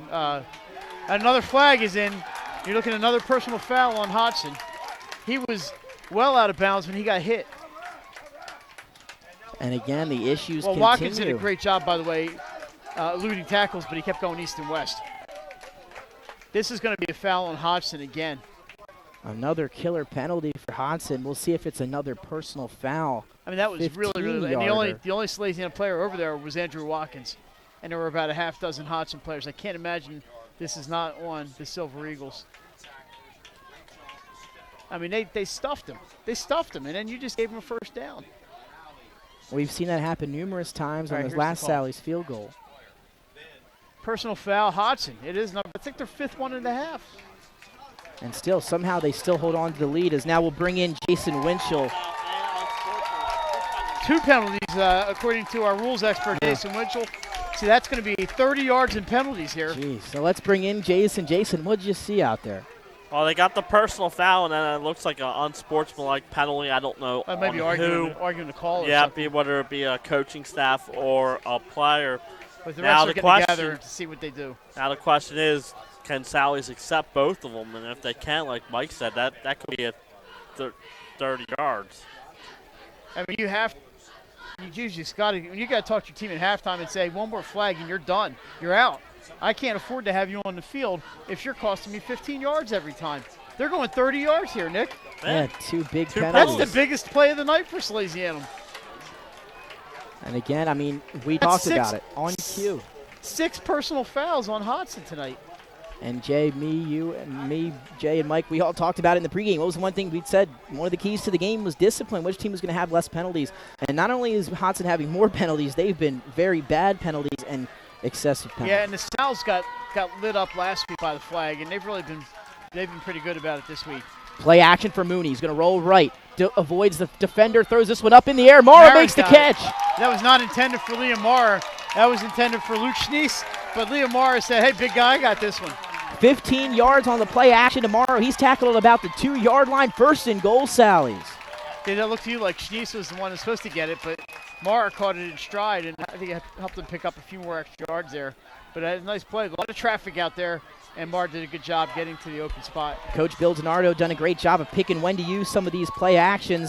He's been successful on 2 of them, and now sets up 1st and goal from the 1-yard line, 3:15 to play. A 20-6 lead for Hodgson. Mooney under center, I formation. They run into each other in the backfield. Bad play if you're Sally's, and Hodgson gets him down for a loss. Well, it looks like they took about a 5-yard loss in that one. That's going to push him outside the 5-yard line. That can't happen. It can't happen. It just can't. Yeah, just a miscommunication there between Andrew Watkins and Dylan Mooney under center. Looked like maybe Mooney thought it might have been a counter. And then Timeout, Watkins Sally's. running Flag down. dive. Flag down. We have another flag on Hodgson. And this is now getting insane here, Mike, at AI DuPont High School. They're right in the middle of the Hodgson players. They must have said the magic word because their flag went up and immediately. And the crazy thing here is, Mike, if you're Hodgson, you just had a big stop. Yeah. 1st and goal from the 1, you get him to lose 5 yards. Now 2nd and goal, and then you're hurt again by another big the ball time spotted penalty. at the 4. The yardage is going to be a 2-yard penalty, but half the distance. It's half the distance. But the fact is, another actually an illegal shift. And we're going to bring in Jay once again. I thought he did this. Jay, what did you see down there? Just penalties are backing up here. Yeah, it's, again, in the said something to the referee, so it's going to be an unsportsmanlike foul. Because it looked like he did this with the hands on the head. That's taunting. And interesting now, if you're Hodgson, you see what's developing right in front of you. You're not going to want to get some penalties here. I mean, the penalties have been crazy. A taunting foul has been called.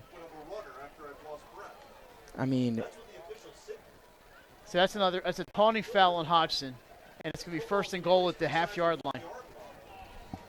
That ball's almost in the end zone here. And if you're Hodgson, could not have come in after the 1st down play. Nick, I've lost track. Is that 6, 7? I've lost track myself. But again, you couldn't have asked for a better defensive play on 1st down if you were Hodgson. You get the miscommunication in the backfield, you take him down for a 5-yard loss, and then you take that all the way with another dumb, unsportsmanlike penalty. Right, so the Sal's and now here comes Sally. Sal's did call timeout on that. Full house for Sally's from the 1-yard line. 1st and goal. Oh, Mooney lost the snap. Dropped the snap. Mooney lost the snap. We're not sure if he was able to get it back, or he definitely was short to not get into the end zone. He got the ball back. 2:50 to go here in a second. So able to hop back on it. I don't mean to be critical. This can't happen. Oh, no. I don't care what kind of football program you're running. You can't have 7 personal fouls and a half. You know, that's something the DIAA is going to have to address with Hodgson. You know, and I'm calling you out, Hodgson. I'm doing it. You can't have this. You're here to play football. Just play football. And I mean, totally aside from the moral aspect of it, it's killed them in this football game both ways. They're lucky they're up 20-6 with all these penalties. Those big plays are saving them. 2:21 now to go in the first half. Second and goal from the 1-yard line for Sally's. Mooney turns, hands it to Morrow, and he's drilled in the backfield.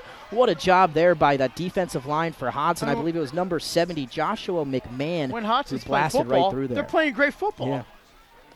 But they've got to play football. And that cost them 3 yards. Now they're 3rd and 4, and you're Hodgson. You're thinking, well, they got our 3rd and 3. You've got, you're looking at it. I'd like a play action passer. I think that's you've already set them up for it. You're going up the middle, and Hodgson's got those big dudes in there. You know, I think you got to move it outside the and middle. Mooney can run. He can use his legs. 3rd and goal, full house formation. Mooney will turn, give to Watkins. Looking for some room, and he's got nothing. Give him maybe another loss. Hodgson, that defensive line, that defense showing up big time here at the goal line. Yeah, I'm not sure about that call. I mean, we're at a minute and a half before halftime. You got 4th and goal, and you're going to have to go for it. Huge play here, Mike. You had it 1st and goal from the 1-yard line. 1st and goal from the 1. Hodgson showing off twice, that exactly, defense. Jason, twice. 1st and goal at the 1 twice. And Hodgson now that momentum reminds looking me to of shift. that the Eagles-Dallas game when Barry Switzer was the coach back in the 1800s. That's how old I am, Nick. And they held him 7 straight plays. Remember that, Jason? Well, Mike, here we go. 1 minute to play in the first half. 4th down from the 4-yard line for Sally's. Mooney under center, full house. He'll turn, play action. He's going to roll right. Throws it in the back of the end zone. Oh, it's reeled in Jack Kelly for the catch. touchdown. Oh, No, he dropped it. incomplete. He dropped it. It's an incomplete pass. Oh, my goodness. He has to maintain it and through an injured the player catch. for Hodgson in the corner of the end zone. And now so there we have it, Mike. Jack Healy caught it in the right corner of the end zone, tried to reel the ball in as he went to the ground, but as he went to the ground, the ball, he lost control of it. It bounced free. So what originally looked like a catch in the back of the end zone will go down as an incompletion and a turnover on downs. Well, while they're tending to our injured player, and we sure hope the young man's okay. Absolutely. 5 plays inside the 3-yard line, essentially, and they gained no yards. And they should have had a touchdown there, but that would have been a great catch by Jack Healy. That ball was up, and he had to stretch to get it and did not. He came down, like you said, Nick, he just couldn't hold it with the force of the ground hitting him. But the Sal's, when you have 5 plays inside the 5 like that, and from a yard out, you got to score. Yeah, absolutely. And that one does not get much closer than that. So a set of downs from the goal line you're going to want to forget if you're Salesianum. Hodgson, though, on the other hand, that defense, huge momentum shift they get now as they might head to the locker room, but there's still some time left. And with the big play that they have, the big play potential in that Hodgson offense, they could maybe put up some more points here in the first half. Yeah, the player is up. He's got some coaches around him. I can't see a number. But he may have gotten a wind knocked out of him. I will try to get a number. He's talking to his teammates saying, go get him, boys. I think it's Reggie McNeil, number 8. Looks like number 8, Reggie McNeil, that took the maybe got the wind knocked out of him there. We hope that's all it is. I mean, that nobody likes that. That's not a good feeling. Oh, but no, that's absolutely. It beats like broken ribs or something like that. So now with 51 seconds to go, Hodgson will take over, and we'll see maybe if they'll take it to the locker room. He said he's going to kneel down. Who knows? We'll see it as the refs are now going to talk once again. Salesianum with just 1 timeout, so they can only stop the clock once here.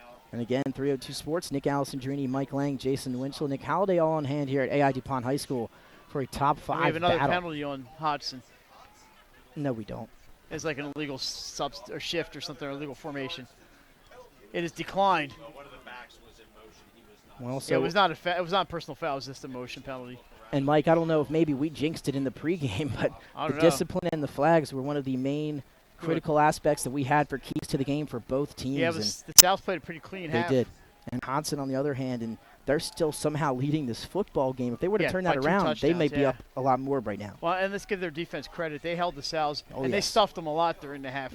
But when the Sal's were given that first down at the 1-yard line and a kneel down for C.J. Henry, and that I think that's going to be the last play of the half. So yeah, that should take us hey, to it's 20-6. What can you say? Hodgson has a lead on those big plays. Yeah, and you look at it, started from the beginning of the game. It all started with a C.J. Henry 76-yard touchdown run on 1st and 15. He took it the whole way. And then Lewis caught an 82-yard touchdown from Henry, which set up their 2 scores. And then one more time, Najee Lally down the sideline for the 3rd score. So C.J. Henry spreading the ball around, ran it in. That's the Hodgson 20 points. They missed 1 extra point. Hunter Simmons for Sally's drilled 2 field goals, 27 yards and 37 yards. That's the 6 points for Salesianum. So at the break, 20-6. Hodgson, they lead over Sally's here at AI DuPont High School. For 302 Sports, Fox Sports 1290. We'll be right back here on iHeartRadio.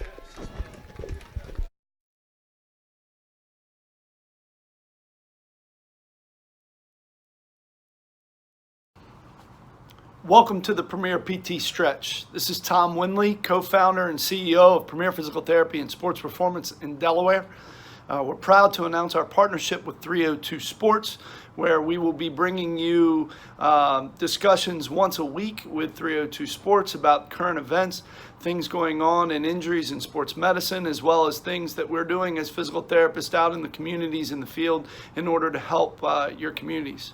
Premier Physical Therapy and Sports Performance has been around for about 12 and a half years now, and we're fortunate enough to span the state of Delaware.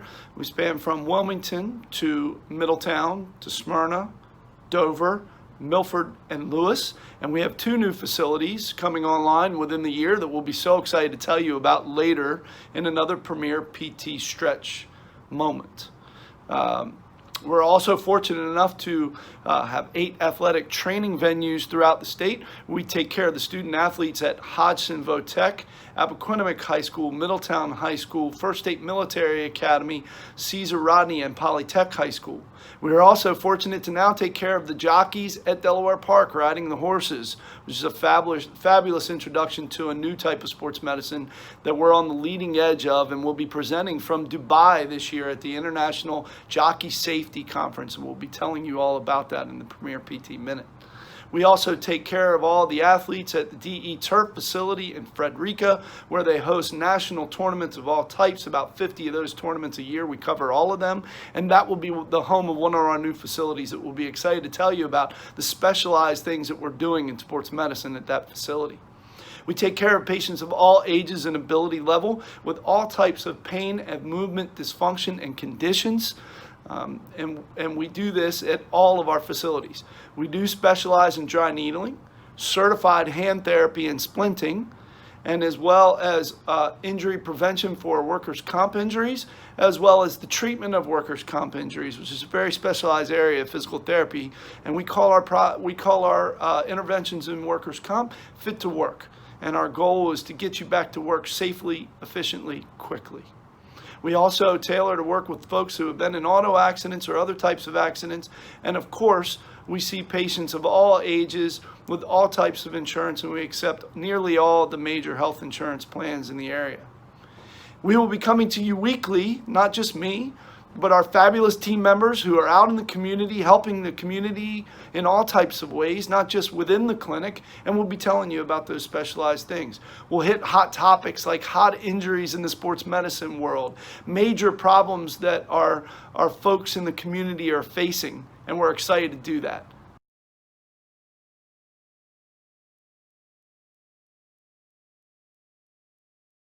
HVAC installations, maintenance, and repairs in new and older homes in the Delaware, Maryland, Pennsylvania tri-state area. You may not realize it, but half of your energy costs go to heating and cooling. Make sure your energy dollars count and call us today for a free estimate. 302-239-HVAC, 302-239-4822. Get the assurance that your HVAC system is what you need with Ambience. Ambience provides you with over 25 years of experience in the heating, cooling, and plumbing industry. The team at Ambience Heating and Air Conditioning provides high-quality residential HVAC installations, maintenance, and repairs in new and older homes in the Delaware, Maryland, Pennsylvania tri-state area. You may not realize it, but half of your energy costs go to heating and cooling. Make sure your energy dollars count and call us today for a free estimate. 302-239-HVAC.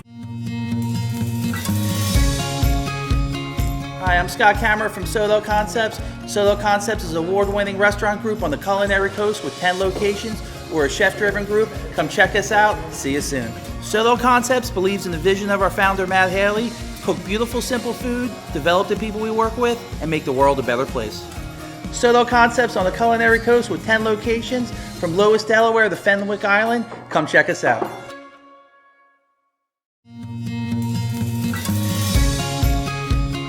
Hi, I'm Scott Kammerer from Solo Concepts. Solo Concepts is an award-winning restaurant group on the Culinary Coast with 10 locations.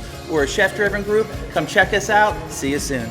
Solo Concepts believes in the vision of our founder, Matt Haley: cook beautiful, simple food, develop the people we work with, and make the world a better place. Solo Concepts on the Culinary Coast with 10 locations from Lowes, Delaware to Fenwick Island. Come check us out.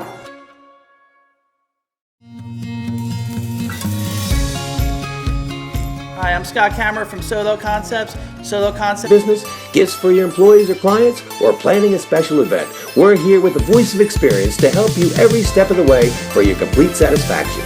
Visit our new showroom in the Mill Creek Shopping Center, 4577 Kirkwood Highway. Unique image, you envision, we create.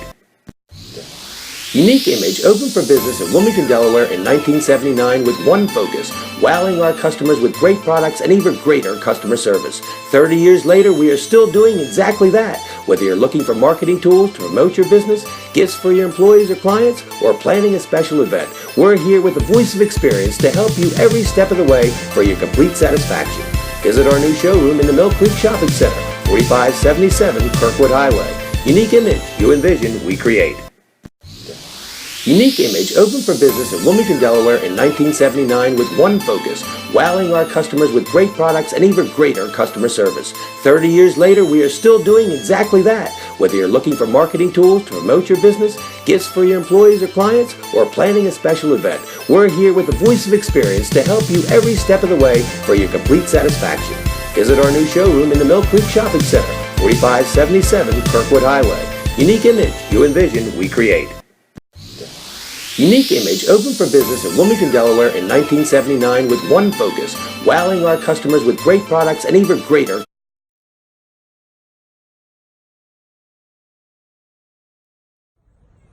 Hey everyone, it's Manny Minutola with Premier Physical Therapy and Sports Performance, coming to you with the Premier PT Stretch.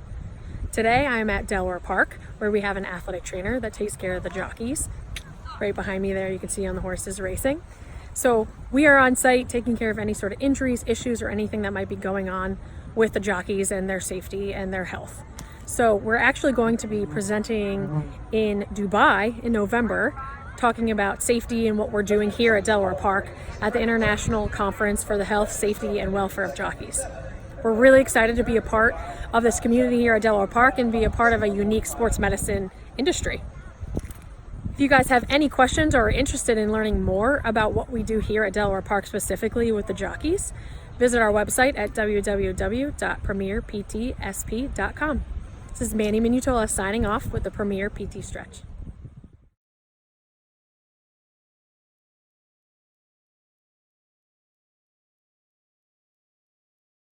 Hire your dream space. Ferris Home Improvement's pride in the details make them the area's best in roofing, windows and doors, siding, decks, kitchens, and bathrooms. Want a professional, no-pressure remodel? Go see the best at the Big Shamrock on Kirkwood Highway. Ferris Home Improvements. Quality workmanship from a neighbor you can trust. Life's too short to hate your home. Remodel your home with the pros voted Delaware's #1 home improvement company. Ferris Home Improvements has something for every homeowner at their new showroom on the corner of Kirkwood Highway and Harmony Road in Newark, Delaware. Explore products and layouts with the area's top designers. Touch and feel products that inspire your dream space. Ferris Home Improvement's pride in the details make them the area's best in roofing, windows and doors, siding, decks, kitchens, and bathrooms. Want a professional, no-pressure remodel? Go see the best at the Big Shamrock on Kirkwood Highway. Ferris Home Improvements. Quality workmanship from a neighbor you can trust. Life's too short to hate your home. Remodel your home with the pros voted Delaware's #1 home improvement company. Ferris Home Improvements has something for every homeowner at their new showroom on the corner of Kirkwood Highway and Harmony Road in Newark, Delaware. Explore products and layouts with the area's top designers. Touch and feel products that inspire your dream space. Ferris Home Improvement's pride in the details make them the area's best in roofing, windows and doors, siding, decks, kitchens, and bathrooms. Want a professional, no-pressure remodel? Go see the best at the Big Shamrock on Kirkwood Highway. Ferris Home Improvements. Quality workmanship from a neighbor you can trust. Life's too short to hate your home. Remodel your home with the pros voted Delaware's #1 home improvement company. Ferris Home Improvements has something for every homeowner at their new showroom on the corner of Kirkwood Highway and Harmony Road in Newark, Delaware.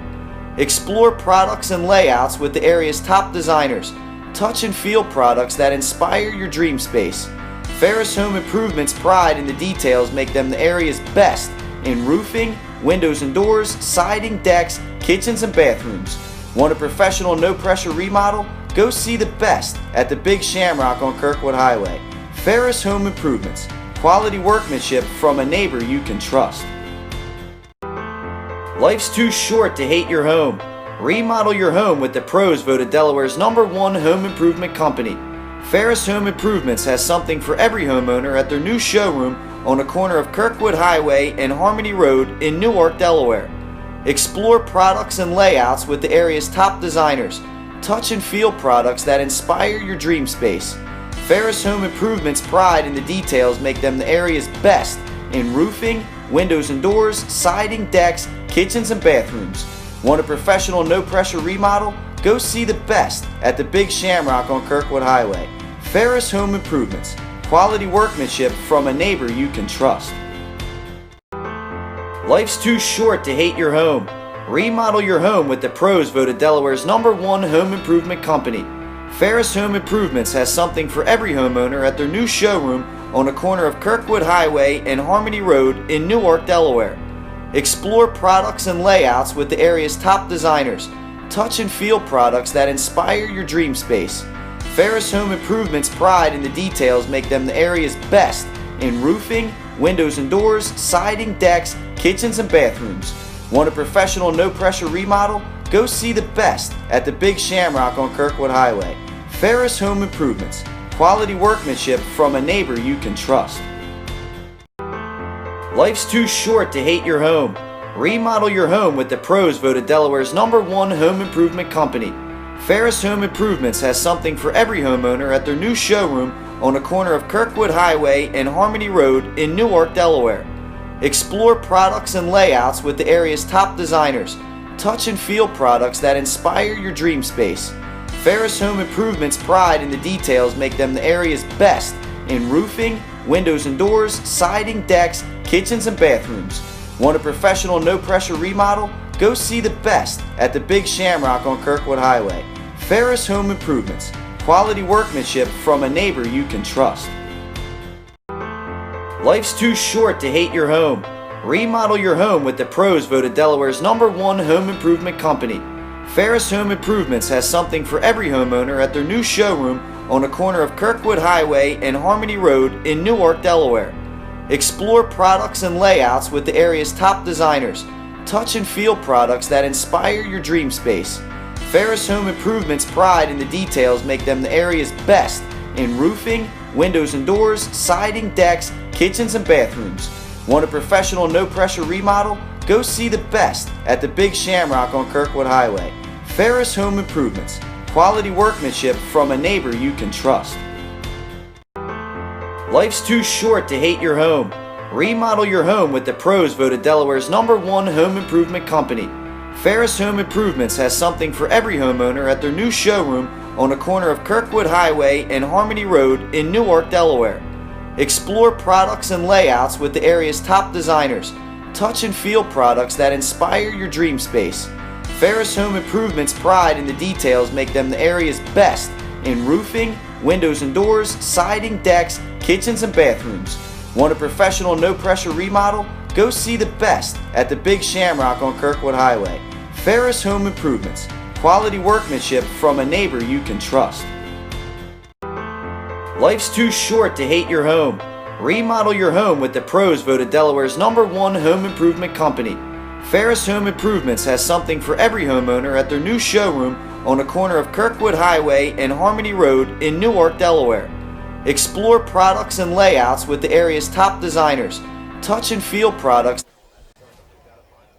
And welcome back inside 302 Sports, Fox Sports 1290, the iHeartRadio app. Nick Alessandrini alongside Mike Lang, Jason Winchell. Nick Halliday's joined us up here now in the press box. He's indoors with us now as we are just a few moments away from second half action between a top 5 matchup with the Hodgson Silver Eagles coming in at 7-0, taking on the number 5th ranked Salesianum Football program, 5-2 as they enter this contest at their home away from home here tonight at AI DuPont. Obviously, Baynard under some construction, but a pretty good overall first half there. Sally struggled a little bit offensively. So did Hodgson. It was a story of big plays and a story of penalties in the first half. Yeah, I think we had 14 Hodgson penalties for 136 yards, and I'm thinking half of those were personal fouls. And, hey, I don't mean to be too critical of a bunch of high school players, but that's a reflection of it can't happen. You got to just have to clean that up, and I think I'll just leave it right there. So, but the Sals did not take advantage, Nick. They had first and goal in the 1 twice and couldn't score. 5 plays inside the 5-yard line, and they could not gain. In fact, they lost yards. Yeah. And then that Jack Healy nearly made a miracle catch there in the end zone until he landed on his back and the ball popped loose. But, the Sals picked up 30 yards on one play, 2 penalties there in that last drive. And so that's still, they're trailing 20-6. Let's talk about the scoring plays. Obviously, the first one, C.J. Henry, the quarterback, a 76-yard run on a 1st and 15 play. And then he had a 62-yard run later on the quarterback draw. Nobody in the backfield, and almost tripped on his way out of the backfield. But, he got out in the open, and then he has 2 big touchdown passes. The offense is clicking. It's a big play offense, and that's exactly what they've put up. Yeah, a lot of big play potential, a lot of speed. You're seeing it out of those skill position players for Hodgson. And then, Jay, we look over at Sally's. Andrew Watkins broke off a 28-yard carry, the first play of the game. But since then, he's kind of been bottled up. Yeah, Sally's had no running game after that one big run in the first play of the game.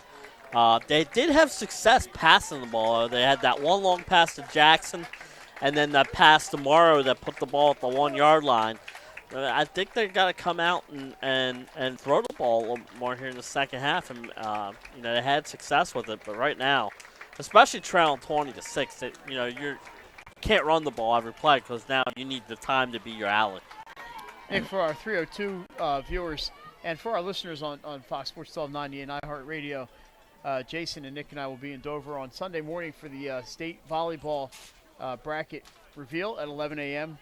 And Sal's, by the way, 1 penalty for 5 yards, Jason. So we'll talk about that a little bit. That's pretty disciplined. So we're going to have the 2014 bracket revealed, the 8 teams getting the bye, and we'll have the locations of the first-round matches. Jason and I will have to sit down and talk about where we will be next Thursday night for round 1. Soccer wraps up next week, and field hockey. Those brackets will be out, and then we'll have to determine what we're going to cover. But anyway, volleyball, Sunday at 11, 302 Sports. And we're excited to go back down to Dover and use the touchscreen. That's always the favorite part of it. Absolutely, got to love that. And we'll reveal. The reveal is coming. So one more day on the regular season for volleyball. I think there's 5 matches tomorrow. So that's our volleyball plug of the evening. It's always a lot of fun.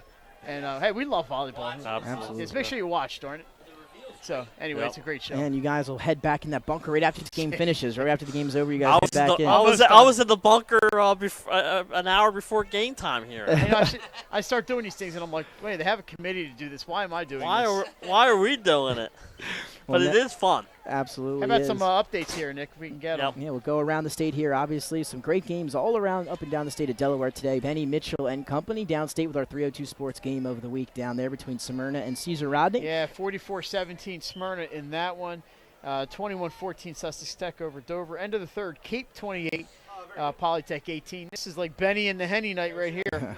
So those are 3 scores we have right there. Lake Forest 35, Laurel 0. So they got the RC going the running clock. Caravel 35, Silver Oak 8. It's going to be a win for the Bucks. And there you go. If we get more, we'll get them to you. 20-6 here, obviously. And, so I'm just looking at some of the comments here online. It's some good stuff. So, but anyway, we got 24 minutes of football. Sally has played discipline, but the running game's been stuffed, other than you mentioned the first one for Watkins. Other than that, they've had trouble getting some room to run. They've had 4 or 5 yards, but not a whole lot other than that. Yeah, now Mike and Jay under a minute and a half to go here before second half. Kickoff 20-6. Hodgson leaves over Sally's. Now as we enter the second half here, guys, I'm going to talk to you a little bit about some keys maybe to the second half and the rest of this game.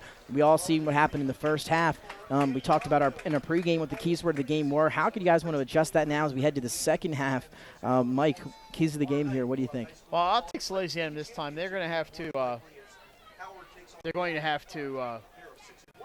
I think they're going to have to pass a little. I mean, they passed a few times, Jason, in the first half, but they're going to have to do it more effectively. And it can't be we're passing because it's 3rd down and 8. They're going to have to maybe mix them in a little bit earlier, show Hodgson something different than a man up the middle or off tackle on 1st and 2nd down every time. So I think that's what Sal's needed. I think defensively, how do you limit those big plays? Hodgson's got the speed. They're going to keep going for the home run. But I think on offense, maybe mixing the passes a little bit earlier than just 3rd and 8 with the obvious passing downs. Yep. How Now, about Hodgson, Jason? Yeah, Jay, look over to you now. Hodgson, I mean, they've got 20 points on the board. They're up by 14. When you look at it overall, you're thinking they're doing pretty well, but they got to cut down some of those penalties. Yeah, that's the obvious thing, and I'm sure that's one of the adjustments they'll make. But if I'm Hodgson, I'm running the ball more in the second half. Now I become what Sally's wanted to be in the first half, ball control. Hodgson needs to do that in the second half here. With the 14-point lead, you don't want too many incomplete passes to stop that clock. So you're better off running the ball and setting everything up. And, Jay, you lead me to my next point here. We did a Hodgson game a few weeks back. They took on Middletown. A lot of success on the ground running the football in that game with Darius Hale and Joshua Ames. And now we're looking ahead to this one. Obviously, that defensive line for Sally's is pretty good. That defense overall, they can match in size. Not a lot of running plays here out of Hodgson so far in the first half. No, and that was a good game plan in the first half by Coach Moffitt. He came out and threw the ball, spread offense, and got the Sallies out of their normal defense that they like to run. So great job by them.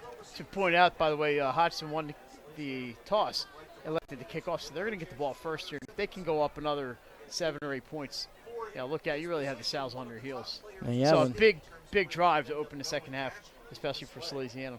You said it. Sally's, they're looking to get a stop here to start the second half, as Mike said. Hodgson, they're looking to put more points on the board. They closed out the first half by stopping Sally's 4 or 5 times at the goal line.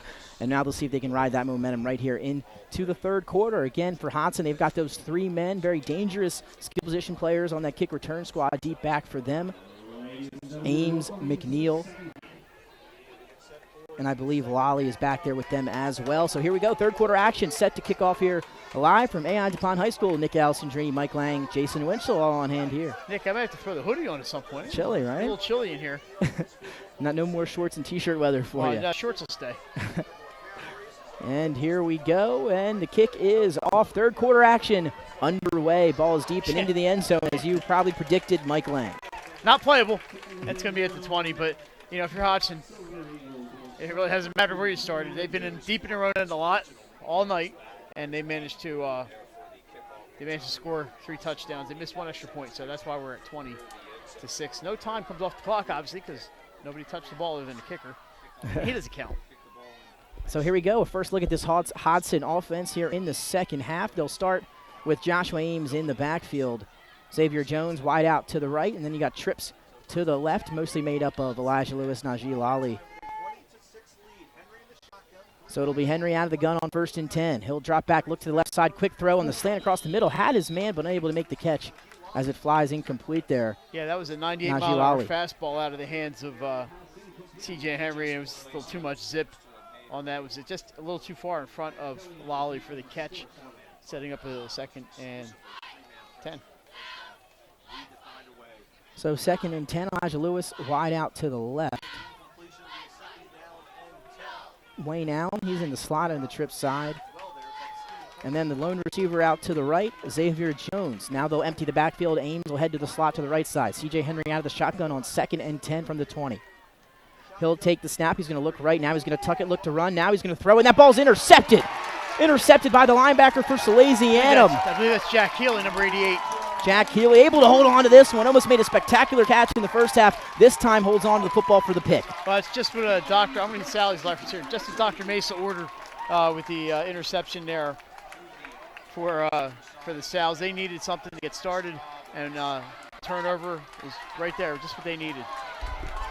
So that's going to give the Sals a first down at the Just inside the 20-yard line here, Nick. They got an opportunity. We'll see if they take advantage. They need to. Mooney under center, I formation. He'll turn. They're going to throw it right away. Throws it outside. It's Kalk on the right side. Catches it after about 6-yard gain. He's tackled close to the 14-yard line. We mentioned not running on first down, maybe mixing it up. What do you see? Pass on first down. Gets about 6. Rasheem Kalk lost his footing a little bit. Not sure how much more he would have picked up, but I'll take that gain. That looks like they gave him 5 on the play. It's 2nd and 5 at the 15-yard line. And again, one of the things Coach Bill DiNardo can do, he can make adjustments. You send him into the locker room. When he comes out, he'll have a new game plan ready for you. And just like that, Sally's gets the turnover, and now a decent gain on first down, and they're looking to put some points on the board. Well, I mentioned Bill's coaching 34 years as a head coach. He's been down this road before. And again, just another straight dive to the left out of the I formation for Andrew Watkins, something we've seen a few times here already tonight. And again, that one, just like the others, goes for no gain. Well, setting up now 3rd and 5. They may have gained a half yard on that play, and now the Sal's up against it here, 3rd and 5. I'm thinking this might be 4-down territory. Yeah. You obviously have a kicker who can make a field goal from this distance, but you need an awful lot of field goals to get back into the game. And 3rd down, an area where Salesianum has particularly struggled here tonight. 3rd and 6 is what they're looking at now from the Hodgson 15-yard line. Pro formation, Mooney under center. He's got slot to the right, tight end, tight left. He'll play action. It's a straight bootleg for Mooney, who tries to take it around the outside, get around the edge. Not much room to run. Give him maybe 2-3 yards. Either way, Mike's going to be short, 4th down. Yeah, you're looking at 4th and 2, and I don't see Hunter Simmons making his way onto the field here, so Sal's going to be going for it. No, the ambulance is here to pick up the pieces here for the Sals. 4th and about 3. They'll call it 4th and 3. Yeah, that's pretty accurate. It's the long 3, it looks like. Well, they got 5 on the board, but I don't think it's quite 5. Doesn't look 5 yards, but we'll call it 4th and 5 with them here. But it's another 4th down, big-time play for Sally's. They get the turnover. Now they need some momentum. They need a first down. They need to score. I formation, slot to the left. Mooney turns, play action, stumbles, bootleg to the left, launches this one up in the air. It falls into the arms of Joshua Johnson. Touchdown, Sally's. Josh Johnson standing in the end zone, had to jump for it, had a big defender on Mooney being chased, by the way. Good job by Dylan Mooney to get away from the rush and to find Josh Johnson open in the end zone, and that's the life the Sal's needed. 20-12 before the extra point attempt here, and that's just what Sal's needed. They scored, and they scored quickly. You said it, Mike. That's what the doctor ordered. 4th down and 3. Mooney on the bootleg around the left side finds an open Josh Johnson in the back left corner of the end zone. He makes the catch. The Hodgson secondary kind of confused on that one, didn't see where the ball was falling, and it fell right into the hands of Joshua Johnson. Yeah, like I said, Mooney being chased there by a lineman, but was able to get away. And you said it again. Over top the defensive Great end. throw. Taller nice defensive throw. end. Josh Johnson went up to get it and held on. He got hit in the air and held it when he landed. Nice throw by Mooney. He dropped that one right over the defenders, into the arms of Johnson. He held on with a nice catch, and that's a touchdown for Sally's. Their first of the night, and some momentum kind of shifting that way maybe here in the second half. The kick is up and no good. Kind of not a great kick there. That was thank you very much. Looks like it was just maybe it wasn't placed correctly, but hey, you're within a touchdown and a 2-point conversion. If it's Sal's, you'll take it. Absolutely. 20-12 here. We're going to take our first break of the second half when we come back. Second half action live from AI DuPont High School on 302 Sports, Fox Sports 1290, and iHeartRadio. Concepts is an award-winning restaurant group on the culinary coast with 10 locations. We're a chef-driven group. Come check us out. See you soon. Solo Concepts believes in the vision of our founder, Matt Haley. Cook beautiful, simple food, develop the people we work with, and make the world a better place. Solo Concepts on the culinary coast with 10 locations from Lois, Delaware to Fenwick Island. Come check us out.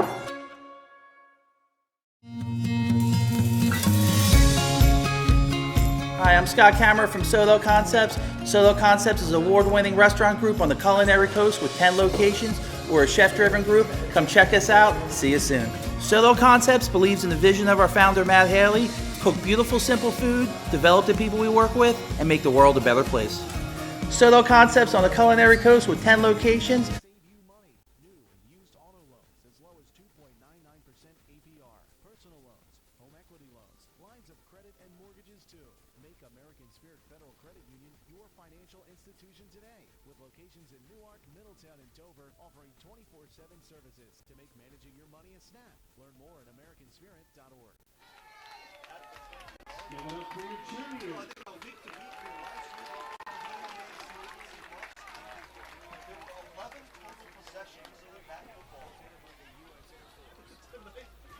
And we are back here live, 302 Sports, Fox Sports 1290, iHeartRadio. Sallies, they forced the turnover to begin the second half, and then a 13-yard strike from Mooney to Josh Johnson in the back corner of the end zone led to the Salesianum's first touchdown of the night, and now the score 20-12. Hodgson, they get it after the touchback, and they'll do a quick handoff. It's Joshua Ames up the middle, and he's got room to run. He's going to show off some of that speed, makes a cut back inside. He's at the 50. 45, makes another tackle or miss. The 30, he's at the 35. The 20, and he's going to be pushed out of bounds close to the 10-yard line. Joshua Ames on the quick little hitter out of the gun up the middle. Shook a couple defenders in midfield, and let me see, started at the 20, carry the 1. Looks like about a 70 or 71-yard run for Josh Ames. And, if you're Sally's, that's just what could not happen. But And again, going back to our halftime show, we were talking, and one thing that I wanted to bring up was that run game out of Joshua Ames. That was something we saw them do against Middletown. That was the first time we've seen that play out of Hodgson tonight, and a big-time play it was for Joshua Ames. He shows off the speed out of that running back position, and a great running back. 70 yards on the carry for Josh Ames. Another big play. And a lot of crooked numbers. You hear that in baseball. A lot of crooked numbers tonight for Hodgson on the offense. First and goal from the 10-yard line for Hodgson. Another quick hitter. This time it looks like to Darius Hale, but nowhere to run as he's wrapped up and dropped for no gain. I'm not sure how you saw that number, but you were correct. So Darius Hale, good job by the Sal's defense to stuff the middle. And again, a great play by Hodgson. You see some of that momentum. You can sense the shifting. Sally's gets the turnover, score their first touchdown. And then Hodgson responds very well with the first play of the drive. Joshua Ames, 70 yards. And now again, second and goal from the 10-yard line as we have an injury on the field. Looks like a Salesianum player a little shaken up there. Update from Caravel Academy. St. Elizabeth's 20. Conrad 7. A pass from C.J. Small to Alex Rollo. Here comes a player off the field. He looks like he's holding his arm a little bit. That's number is that 45? 45. That would not on the roster. Nope.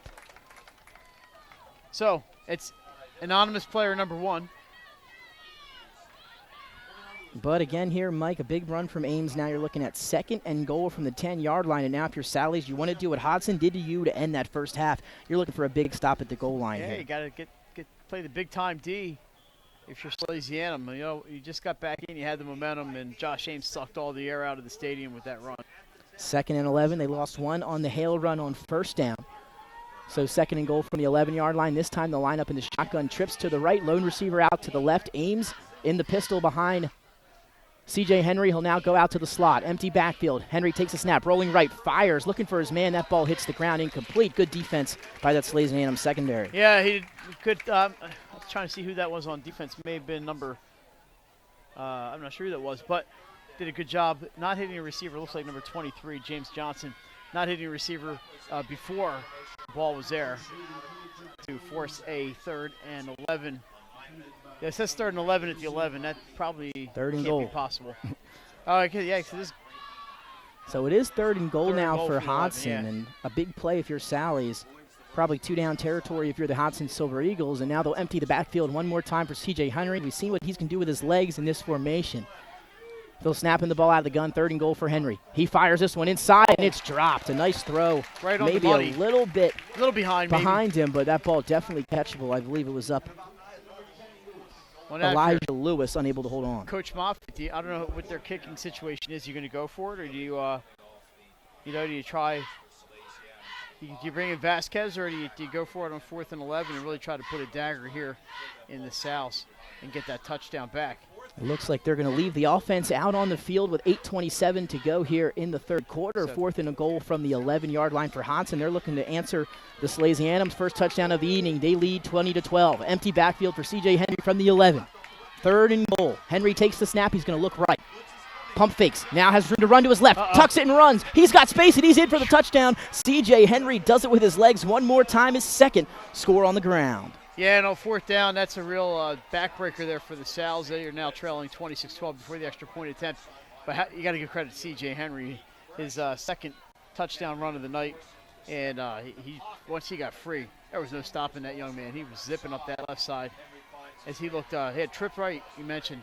Looked over there, good coverage, so I'll just take it myself.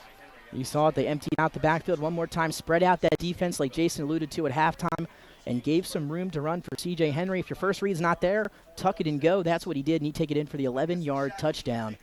his second of the night. The lead at 26-12 as it stands right now. 8:21 to play in the third quarter. Extra point on the way. That's a tough one if you're the Sal's. You have all that momentum. The snap, good hold, kick is up and looks good from here, and it is good. 27-12 now the score with 8:21 to go in the third quarter. We're going to take our first break here on 302 Sports, Fox Sports 1290, and iHeartRadio. Also local and always have been. So call 302-563-5599 or visit bryans.loans.com when you are ready to get started on your road to homeownership.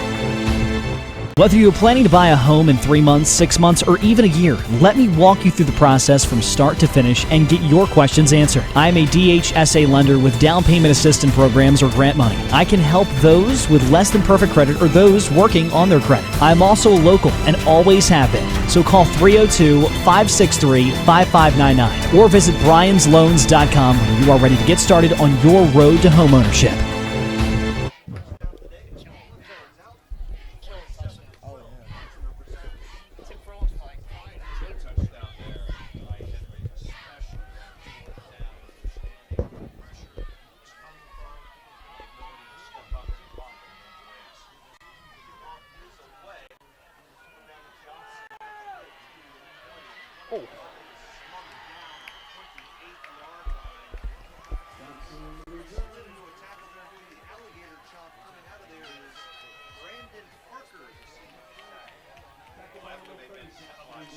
And welcome back live, AI DuPont High School for a matchup between the number 5th ranked Sal's and number 1 ranked Hodgson Silver Eagles. Sally started off the second half the way they wanted to. Mike forced the turnover, the interception, scored their first touchdown of the night.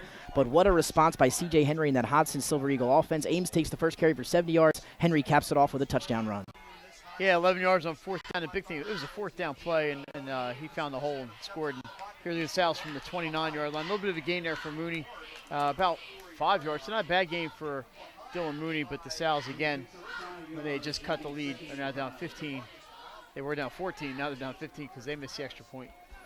And Hodgson did not this time. Sally's again on the ensuing kickoff, got to about the 29-yard line. Mooney there tried to pass on first down. He tucked it, picked up 5. So now 2nd and 5 for Sally's from their own 34-yard line. 7:47 to go here in the third quarter. Mooney, time to get started. Mooney in the pro formation. He's got 2 wide receivers split out to the right. He'll do quick pitch out to the right. It's Andrew Watkins looking for some space, but he's wrapped up rather quickly. Tried to get outside, couldn't do so. Give him maybe 1. Running behind Ethan Walker, but Hodgson is so fast. He just closed up. And you need more than one blocker out there if you're going to gain anything. And he picked up, I don't think he picked up anything. I think maybe a yard they gave him.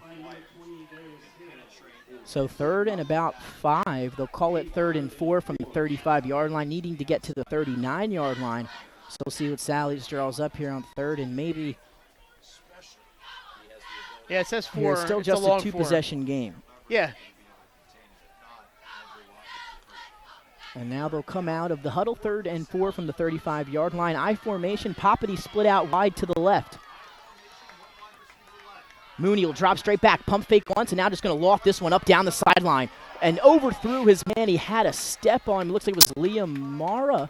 Split out to the right as we can get a number on that in a second. But Mooney just straight 3-step drop back, pump faked once to the right. Tried to hit him on the double move down the sideline and just overthrew him a little bit on 3rd and 5. Yeah, and it was a great effort. Who that is? Is that Josh Johnson? I think it might be James Johnson, number 23, the senior. Okay, so it was a great effort by James Johnson. You see him lay out on that play. Took a hard landing. And here comes a split out this side this time, Nick. Johnson to the left. I'm not sure who's right. That looks like Josh Johnson on the right side. And they have actually the punters out. And 2 dangerous returners for Hodgson. They'll kick it away, and it looks like it's going to bounce to Najee Lally, who's going to let it hop and not touch it. Sally's will get there, and it looks like they'll down it at about the 38-yard line, so that's where Hodgson will begin their next drive. Sure looked like Lally wanted to pick that up and run, didn't he? He's looking runners.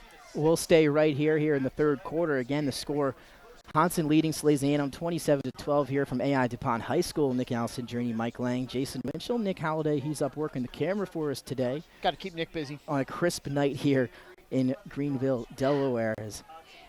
Again, a top 5 matchup here. Hodgson showing off some of that big play potential here tonight. You've seen it on numerous accounts. Josh Ames, C.J. Henry, Najee Lally, Elijah Lewis, you name it. And now they're back on offense. Sally's, they had a pick on the first drive of the third quarter for Hodgson. They're looking for another turnover here. Trips left for Henry. He'll take the snap, looking that way. Fires to his slot man, and that would almost intercept it. Good break on the ball there by number 10, Rasheem Culp. Yeah, if he had that, it was nothing but open meadow in front of him, but that wasn't going to happen. And again, you see Hodgson still putting the ball in the air here. 1 carry for Ames on the last drive, and he went 70 yards. But again, Coach Moffitt has a game plan. They're winning. He's going to stick to it. We'll see what they do here now on 2nd and 10 from their own 37-yard line. 6.5 minutes to go here in the third quarter. Update from Georgetown. Sussex Tech and Dover tied at 21. They're headed to overtime in Georgetown. Both teams 3 and 4 looking for the big win. Here we go. Henry out of the gun. You'll throw the screen pass to Elijah Lewis on the left side, Mike, and he'll pick up 2 yards. And that's the good thing about us, Mike. We're versatile. We can do both. We got play-by-play color. We can switch it up. We're very flexible up here. We got versatility. As that yard picks up maybe 3 on that screen pass for Elijah Lewis. Dover scored, by the way, with 1 minute to go to tie that game and send it to OT at Tech. St. Mark's, by the way, Nick, sorry about your alma mater. Having a rough night, 31-0 at Kennett Square. Be a rebounding week next week. 3rd and 7, 5:55 to go from the 40-yard line for Hodgson. Empty backfield for Henry. It's a quarterback draw. He's just going to take off, show off the speed, and he picks up 15 quick yards. He's out past midfield into Sally's territory before he's taken down. Yeah, he wasn't even hit until he was 12 yards up the field, and by that time he's got a head of steam. And C.J. Henry's just doing whatever he wants tonight. So fast. Update from Old North Road. Smyrna, 44. Sees Rodney, 23. 5. Count them 5 touchdown passes for Aiden Sanchez of Smyrna. So congratulations to the Eagles. They just keep on rolling. Ames in the backfield. Henry will get a quick give to Ames up the middle and some more room to run for him. He's got a good gain on first down, looking at about a 7-yard gain out inside the 45-yard line. No need to throw, right? I mean, the clock's your friend, and it's 5-13 and counting here in the third, and you're up 2 touchdowns plus a 2-point conversion. And again, this Hodgson offense, we talked a little bit about it, Mike, early in the game. A little stagnant, having some trouble moving the football, but those big plays, you just can't be denied. The speed out of some of those skill position players, C.J. Henry and company, made it look easy with some of those big plays, and now he'll drop straight back, and now he's looking downfield, going to just take it himself once again. Looks like he gets out past where he needed to be for the first down inside the 40. Split 2 defenders. And it'll be a first down for Hodgson. He had number 50, Tony Dean, hanging on him. He still carried Dean, and Dean's a big dude. Listed at 5'11", 260. He carried Tony Dean 3 or 4 extra yards on that one, and I think they picked up another first down. The Hodgson fans this time, they wanted a late hit. Not going to get it. 4:40 and ticking here in the third quarter. New set of downs for Hodgson at the Salesianum 37-yard line. And C.J. Henry now will look to the sideline to get the play call from Coach Moffitt. Now he trots back on as Hodgson already in formation. Darius Hale, I believe, is the running back. Excuse me, never mind. Joshua Ames is set up to the left of C.J. Henry. It's going to be a little quick pitch speed sweep to the left side. They'll toss it over to their man McNeil, who gets pushed out of bounds. Got through the first tackle, but not the second one. And, he ran about 30 yards, but it was all side to side. Lost about 1 on the play, setting up. Went out of bounds, too. Second down and about 10 or 11 now for Hodgson. Same spot, Sally's 37-yard line. Clock continues to tick at 4:10. But he did get out of bounds, so stopped at the moment. As now the refs again talking about something, and I believe we have a holding call, it looks like, against Hodgson. So another penalty against the Silver Eagles. It's going to cost him 11 yards. And that's going to make it about 2nd and 21.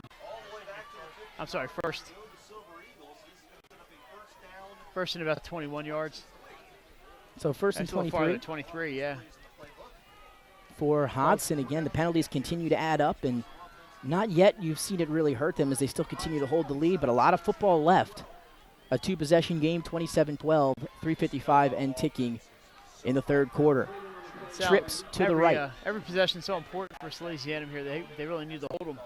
Yes, they do, and First and very long. They'll do a quick halfback draw to Ames, and he's got space. Breaks a tackle up the middle, and now he's going to be wrapped up, and he carries a defender out up into the 45-yard line as there's some developmental stuff going on downfield. Well, I don't know who that lineman is. I'm trying to get that number. He just shoved the Sal's defensive lineman. 72 maybe? 72 is Devon Lum. And he just pushed that dude about 15 yards downfield, and Ames just followed him. He said, "Go ahead, big fella. I got you right behind you, man." And a big gain for Ames once again on first down. His yards per carry has to be up there. And now sets up a 2nd and 9. So what was first and very long, now looking at a 2nd and 9 for the Silver Eagles. Got a 14-yard gain on that play. Double slot for Henry back to his right. Another quick give to Ames up the middle out of the double slot formation, but this time nowhere to run as Sally's able to bottle him up after a really short gain. Yeah, and it's 3rd and long. I mean, they've been in this position before, and they need to hold. And you're thinking Hodgson, and at this point they'd probably punt, but you never know. I mean, they've had success running. Coach Moffitt might think, if I don't get it here, I'll just run it again on 4th down. And again, C.J. Henry will look to the sideline for the play call. 3rd and 8, 2:31 and ticking from the Sally's 35-yard line. Hodgson, they still hold the lead 27-12. Coming off that C.J. Henry 11-yard touchdown run last time around. Sally's took it down to a one-possession game. A great response by Hodgson, and now Hodgson looking to go up top again here. Again, the referee's counting down to 5 seconds. We'll see if they get it off. They do. Henry, quick throw, and it's batted down. Good play again, this time by the linebacker, number 80 for Salesianum. Uh-oh. Uh-oh. Is it 88? Could be 88. Jack Healy? Could have been Jack Healy. I'm looking for an 80.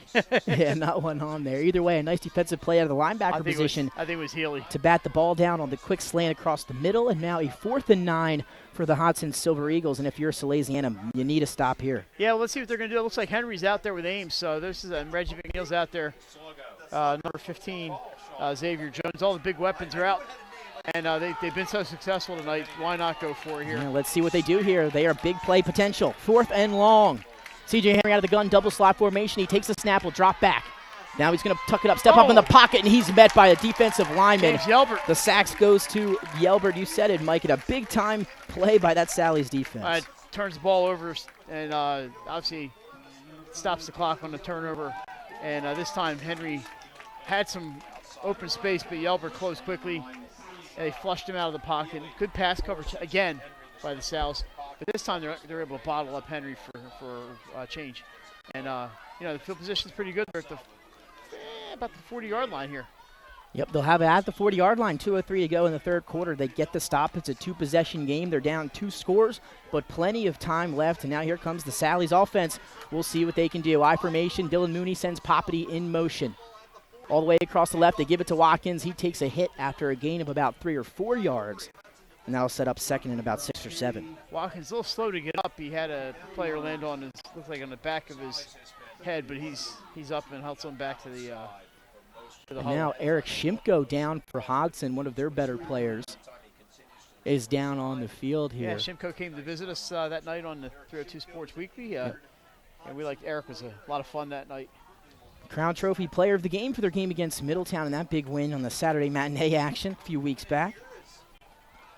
Of course, looks like everybody's okay, right? Shimko's got to come out for at least one play here. Yep, he'll make his way to the sideline, but again, 2nd and 6, 27-12 lead for Hodgson, 142 and ticking here in the 3rd quarter. So I formation, wide receivers on each side.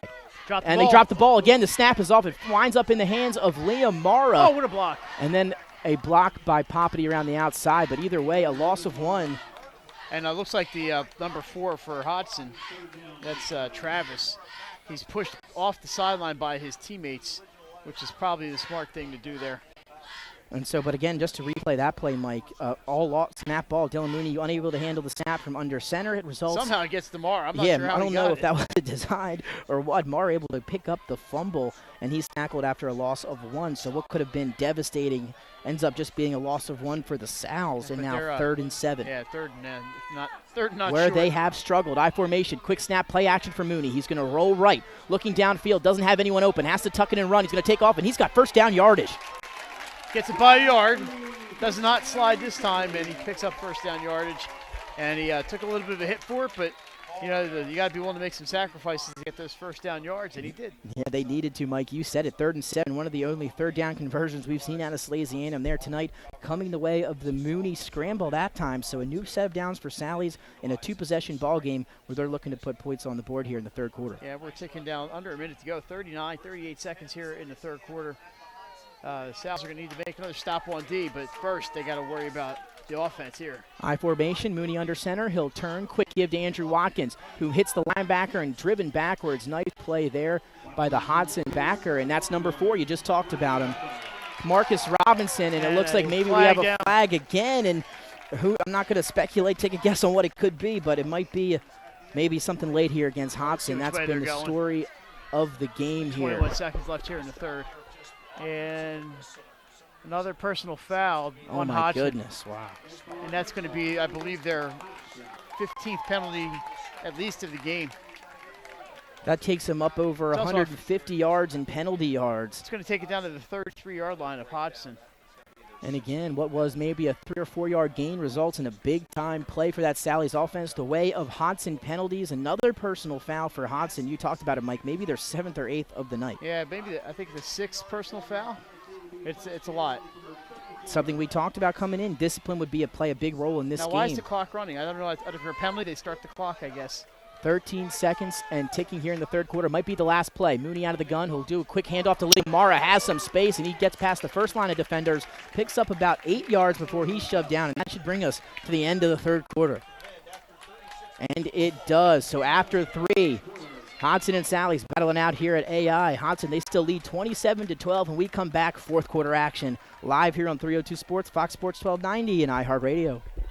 Doctor started it all in 2002. Paint Doctor prides itself on its personal yet professional approach to working with customers and holds itself to the highest standards with all projects. The Paint Doctor staff follows one main objective when performing our services. Customers and their homes are treated with the utmost respect. Our workmanship and quality of personnel is demanded at every step of the project. We treat your home as we would expect someone to treat ours. Preparation before painting is paramount. Just open the door and we will handle the rest. Paint Doctor also believes in a strong community involvement as well by supporting several local sporting teams, leagues, and schools. Paint Doctor services include interior and exterior painting as well as carpentry. Please visit our website at paintdoctorpainting.com for information or coupons to help with your next job.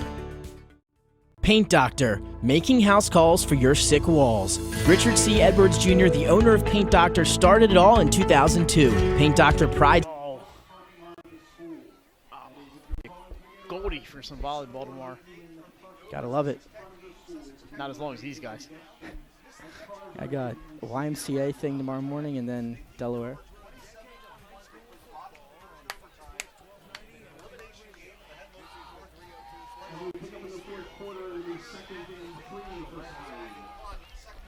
Second and 3 from the Hodgson 27-yard line. That's where the Sal's are. Mooney out of the gun. He'll do a fake handoff, and that's reverse around the backside. It's Johnson on the reverse. Nice tackle there. And a nice tackle as he's taking Joshua Johnson. Looks Might like have had whoever enough. Tackled him looks like he hurt himself. I don't know if he had enough for the first down. It looks as if so he did. But now 2 players down, 1 for each team. As McNeil shaking up for Hodgson. And he's able to get up. Update for Caravel. St. Louis 20. Who are they playing? Conrad 16, 129 left in the 3rd. Good one down good at Caravel game, yeah, tonight. absolutely, down at Caravel. And we mentioned the Dover game in overtime. By the way, final St. Mark's lost 31-0 to Kent. We'll just skip right over that one. 27-21, Sussex Tech. They missed the extra point. Dover with a chance here to respond. Cape over Polytech, a win for the Vikings. And is that Reggie McNeil? It is, and he's hobbling off. As he tries to make his way to the sideline. What a good player he is for that Hodgson team. Made it great. He was almost on his way down, kind of reached up, and is that who was carrying it? Johnson? Yes. Yeah, he just kind of knocked him off balance, and Josh Johnson kind of went tumbling down. And that's number 56 for Salesianum, able to try to make it off the field. Daniel Stradley, the lineman and linebacker. Dan junior. Stradley, an all-stater, and that's a big player for the South. Stradley's he's a junior. He started last year as a solid. A lot of these guys did start last year. A lot of experience on the line, but Dan Stradley's the loss they really don't want to think about. Yeah, hobbling to the sideline under his own power. A little bit of assistance is Stradley, so Sally's going to have to regroup, find a way around that as they trail by 2 scores here as we begin the fourth quarter, but after the Hodgson penalty earlier in the drive, they're looking good here as Sally's into Hodgson territory. 1st and 10 from the 22-yard line, and Mooney will be out of the gun. Liam Mara will be to his left. Watkins in the slot on the right. Straight quarterback power out of the gun for Mooney. He's met by Shimko after a gain of about 4 yards. Yeah, and Eric Shimko closed quickly on that one. A lot of speed for a big dude, and he got to Mooney after a gain of about 2.5, 3. So second and, well, it's 10, obviously. 2nd and 7. I'd say maybe here from the 20. And then the ball's right on the 20, so 2nd and 7. And Mike, going back again, if Sally's was able to punch that ball in, they had 1st and goal twice from the 1-yard line, closing out that first half. They'd be going in at a chance maybe to tie the game or take the lead. But right now, down 2 scores. 2nd and 8 from the Hodgson 20. That shotgun snap is way over the head of Mooney. He's able to gather it, tries to throw it away. Well, he does get rid play. of it into the hand of Watkins for the incompletion. It was out of the pocket, so no grounding. And you said it, Mike, heads-up play by Dylan Mooney. That could have been a big-time loss. Yeah, he got a lucky bounce. That ball bounced straight up into his hands, and he turned around with a lineman in his face. And with Watkins out there, Marad that was out there, he was able to get the ball right at his feet, so no grounding. And it's 3rd and 8, so that was a smart play by Dylan Mooney, but another snap where they've had some trouble. 3rd and 8 now for Salesianum. And it looks like Stradley back out on the field for Sally's after a quick one-play break. break. Center, yeah. Double slot for Mooney out of the gun. He'll take the snap, looks right side, fires, has his man. It's caught by number 10, Rasheed Culkin. He's wrapped up and dragged down inside the end zone for a touchdown. Did I see a flag go down? That would be a 20-yard strike on a slant from Mooney to Culk, awaiting the flags here. Great run by Rasheed Culk, cross pattern, and he got over there. I thought I saw a flag thrown. And I think we're clean here on the field. Okay, good. And Sally's with a big-time play, and now they're going to line up to go for 2. Thank you, Jason, but a big-time play. Mooney out of the gun finds his man Culk on the slant. By going for 2 here, if they miss, they're still 2 scores down. If they kick the extra point, they're only down 8 points. So, you have to make them. We have a timeout on the field for the South. That's a decision that you have to make, Jason. We'll bring Jason Winchell in here. What's your feelings on going for 2 as opposed to 1 in this situation? I go for 2 because he just missed his last extra point. I go for 2 here, make it a 1-possession game. Then if it's 1 possession or 2 possession, you can play your defenses and set it up. I like the call here. Go for it here. The Midnight Gambler right here, Nick. And we'll see what Sally's elects to do here coming out of the timeout. We'll stay right here, obviously. 20-8, 27-18, 10:45 to play here at AI DuPont High School. Nick Allison joining Mike Lang and Jason Wenzel. A top 5 matchup, Sally's and Hodgson. And if you're looking at the score and kind of watching the game, me and you have talked about it. Sally's, they played well, but Hodgson has been kind of the team that stood out here with some of these big plays. But the penalties had killed them all game long, and just like that, Sally's inching their way back. They score here, and the Sows are right back in this football game. How about Dover High School? 4th down and goal to 2 in overtime. They score, but not so fast. The extra point is no good. They're heading to double overtime down there in Georgetown. And here we go. Sally's will go for 2 in the fourth quarter, down by 9, looking to make this a 7-point game. I formation. Mooney will turn. Play action to Watkins. He's going to bootleg right, throws it, has his man Mara, who just falls in the end zone to make the catch. Maybe got in there by less than a yard as he dove to make the catch. Either way, it's a successful conversion attempt and a 7-point ball game. Yeah, obviously in high school, you catch that ball on the ground, you're down. So he had to get over that line, and he did, and then he rolled when he was once in the end zone. 27-20. A lot of football left to be played here. 10:45 to go.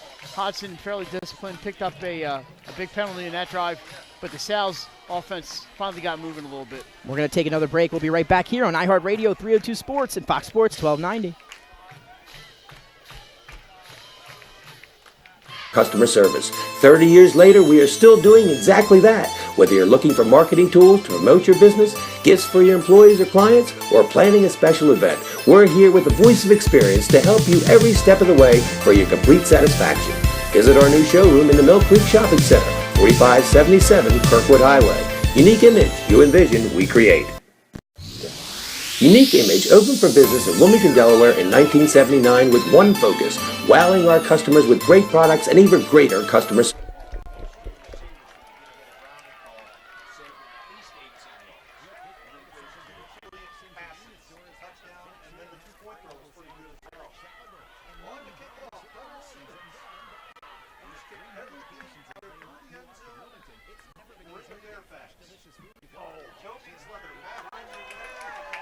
Onside kick.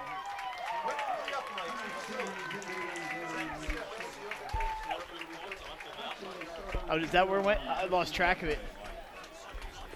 All right, we're back.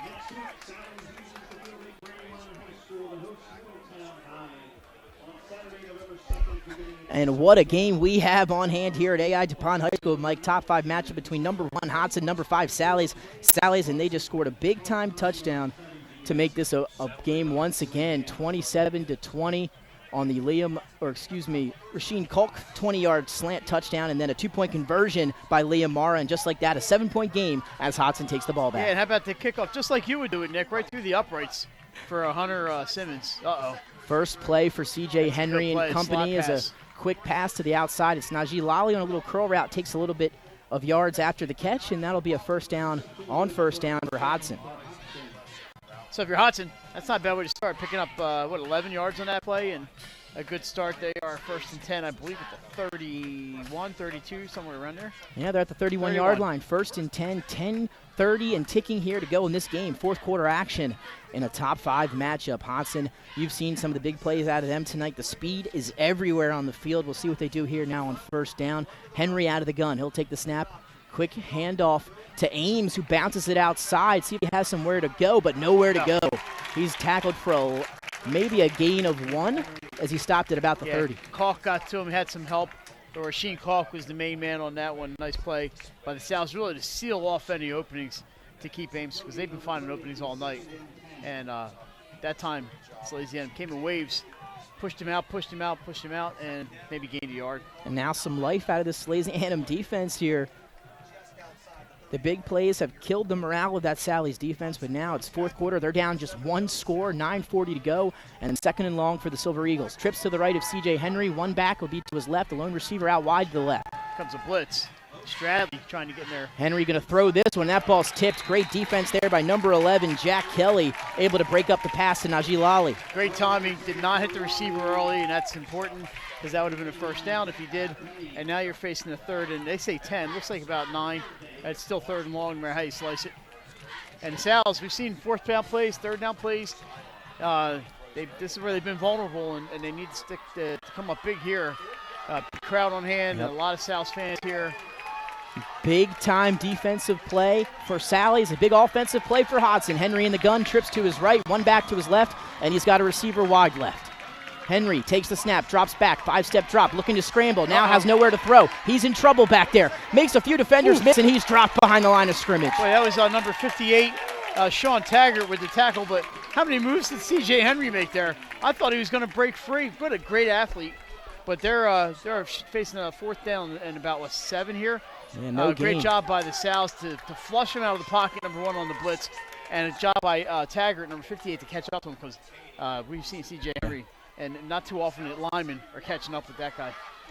So that sets up 4th and 7. We're under 9 minutes to go here in the fourth quarter. Henry nowhere to run on that one. It looks like Sally's going to get the ball back down by just 7, a 1-score game with plenty of time on the clock. And again, those penalties in recent possessions have really hurt Hodgson on both sides of the ball. And now it looks like Sally's might bring a little rush here, or they'll play it safe. We'll see. This is Brandon Parker. Almost blocked by Joshua Johnson. The ball is up. Piece of it. Poison. You're yelling poison if you're Sally's. It's going to take a Hodgson bounce inside the 45-yard line. It'll be downed at the Salesianum 44. So that's where Sally's will begin their next possession. We'll take our last break of the game for this one. We'll be right back here on 302 Sports iHeartRadio at Fox Sports 1290.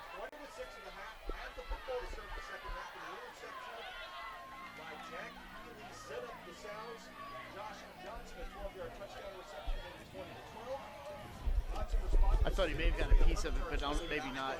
I think the actually was up there, too.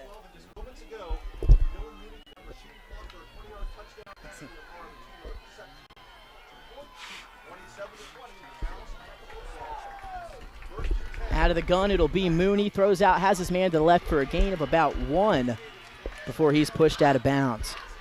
So now this is the possession here for Sally's, Mike, where they're looking to tie this game up, get back into it.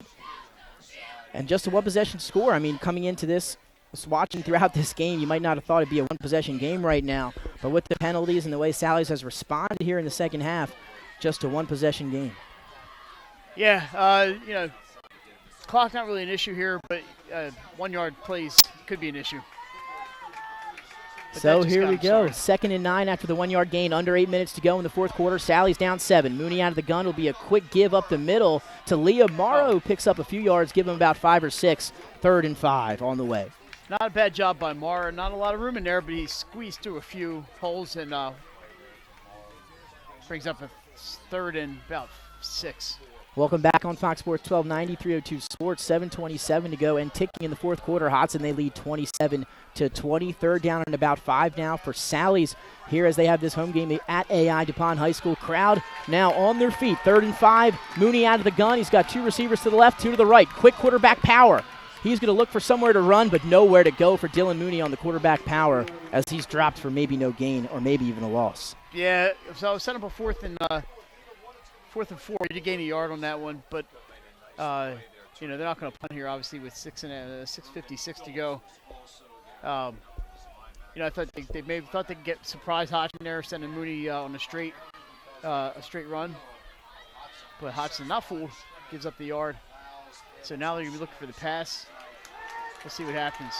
Not great at the beginning of the game, but these last couple of possessions, they've had some big plays on 3rd and 4th down. No bigger than this one. 4th and 4. Mooney out of the gun. He'll drop back. He's got pressure. Steps up in the pocket. He's wrapped up and taken down for the sack. Big time play. Darius Hale in for the Hodgson Silver Eagles.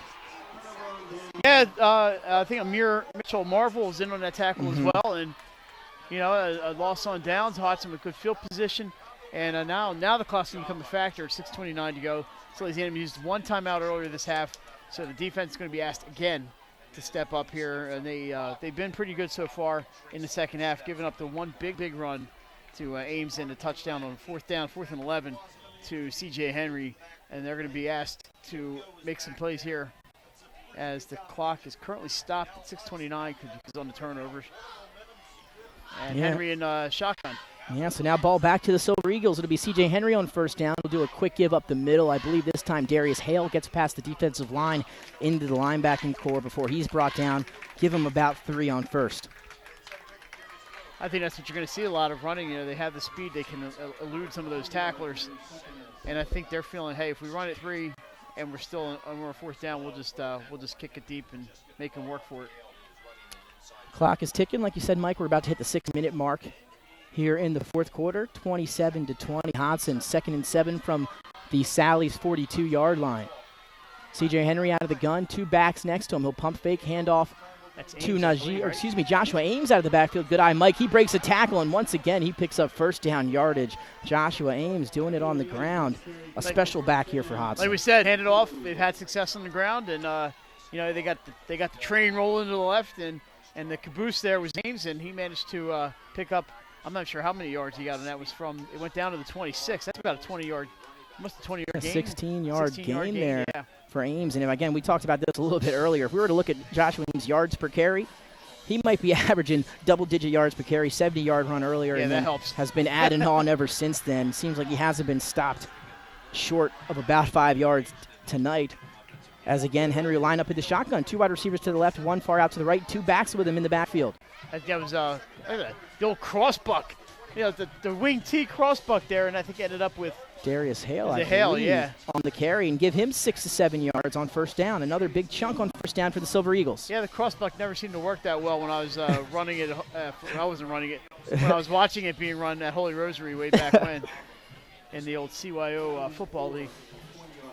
As we approach the 5-minute mark now, Hodgson 2nd and about 5.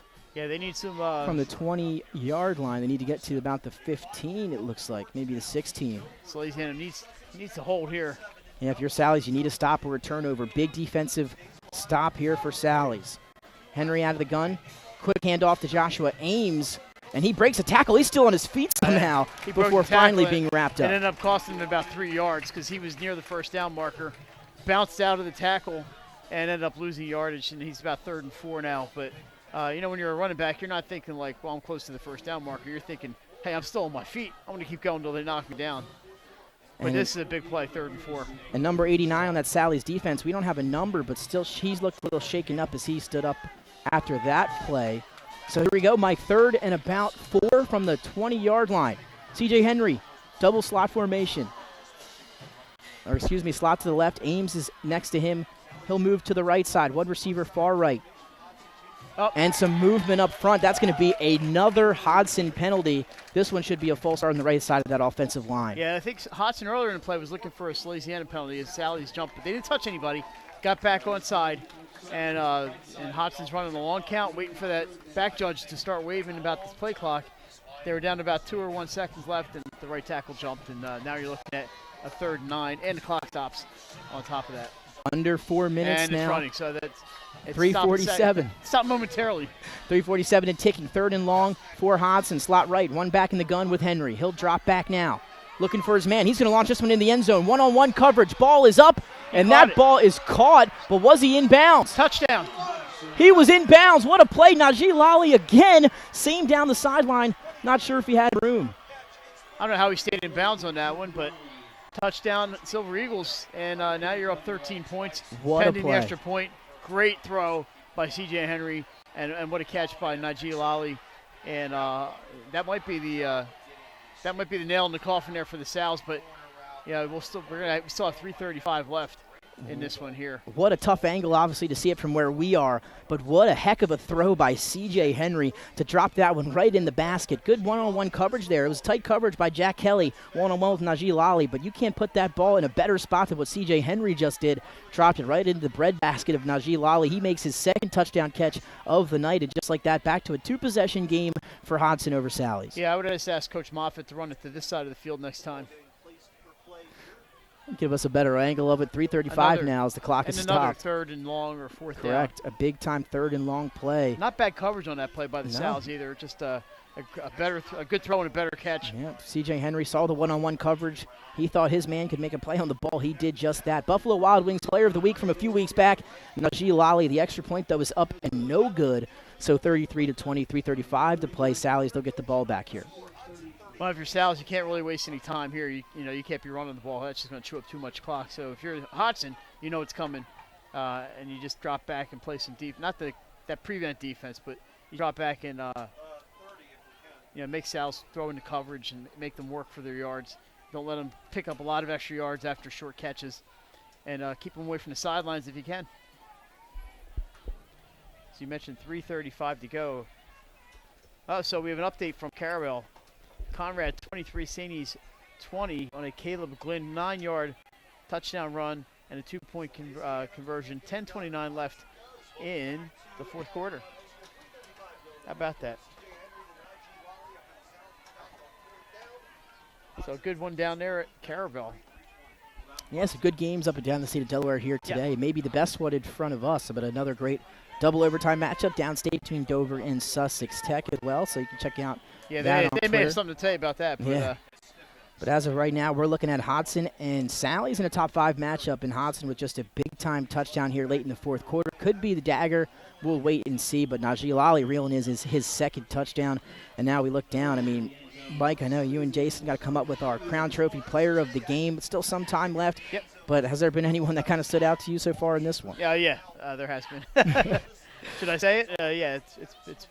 I mean, C.J. Henry's been in control today with the long runs and the touchdown passes.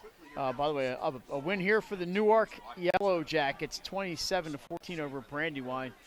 So a road win for the Jackets tonight in Brandywine 100.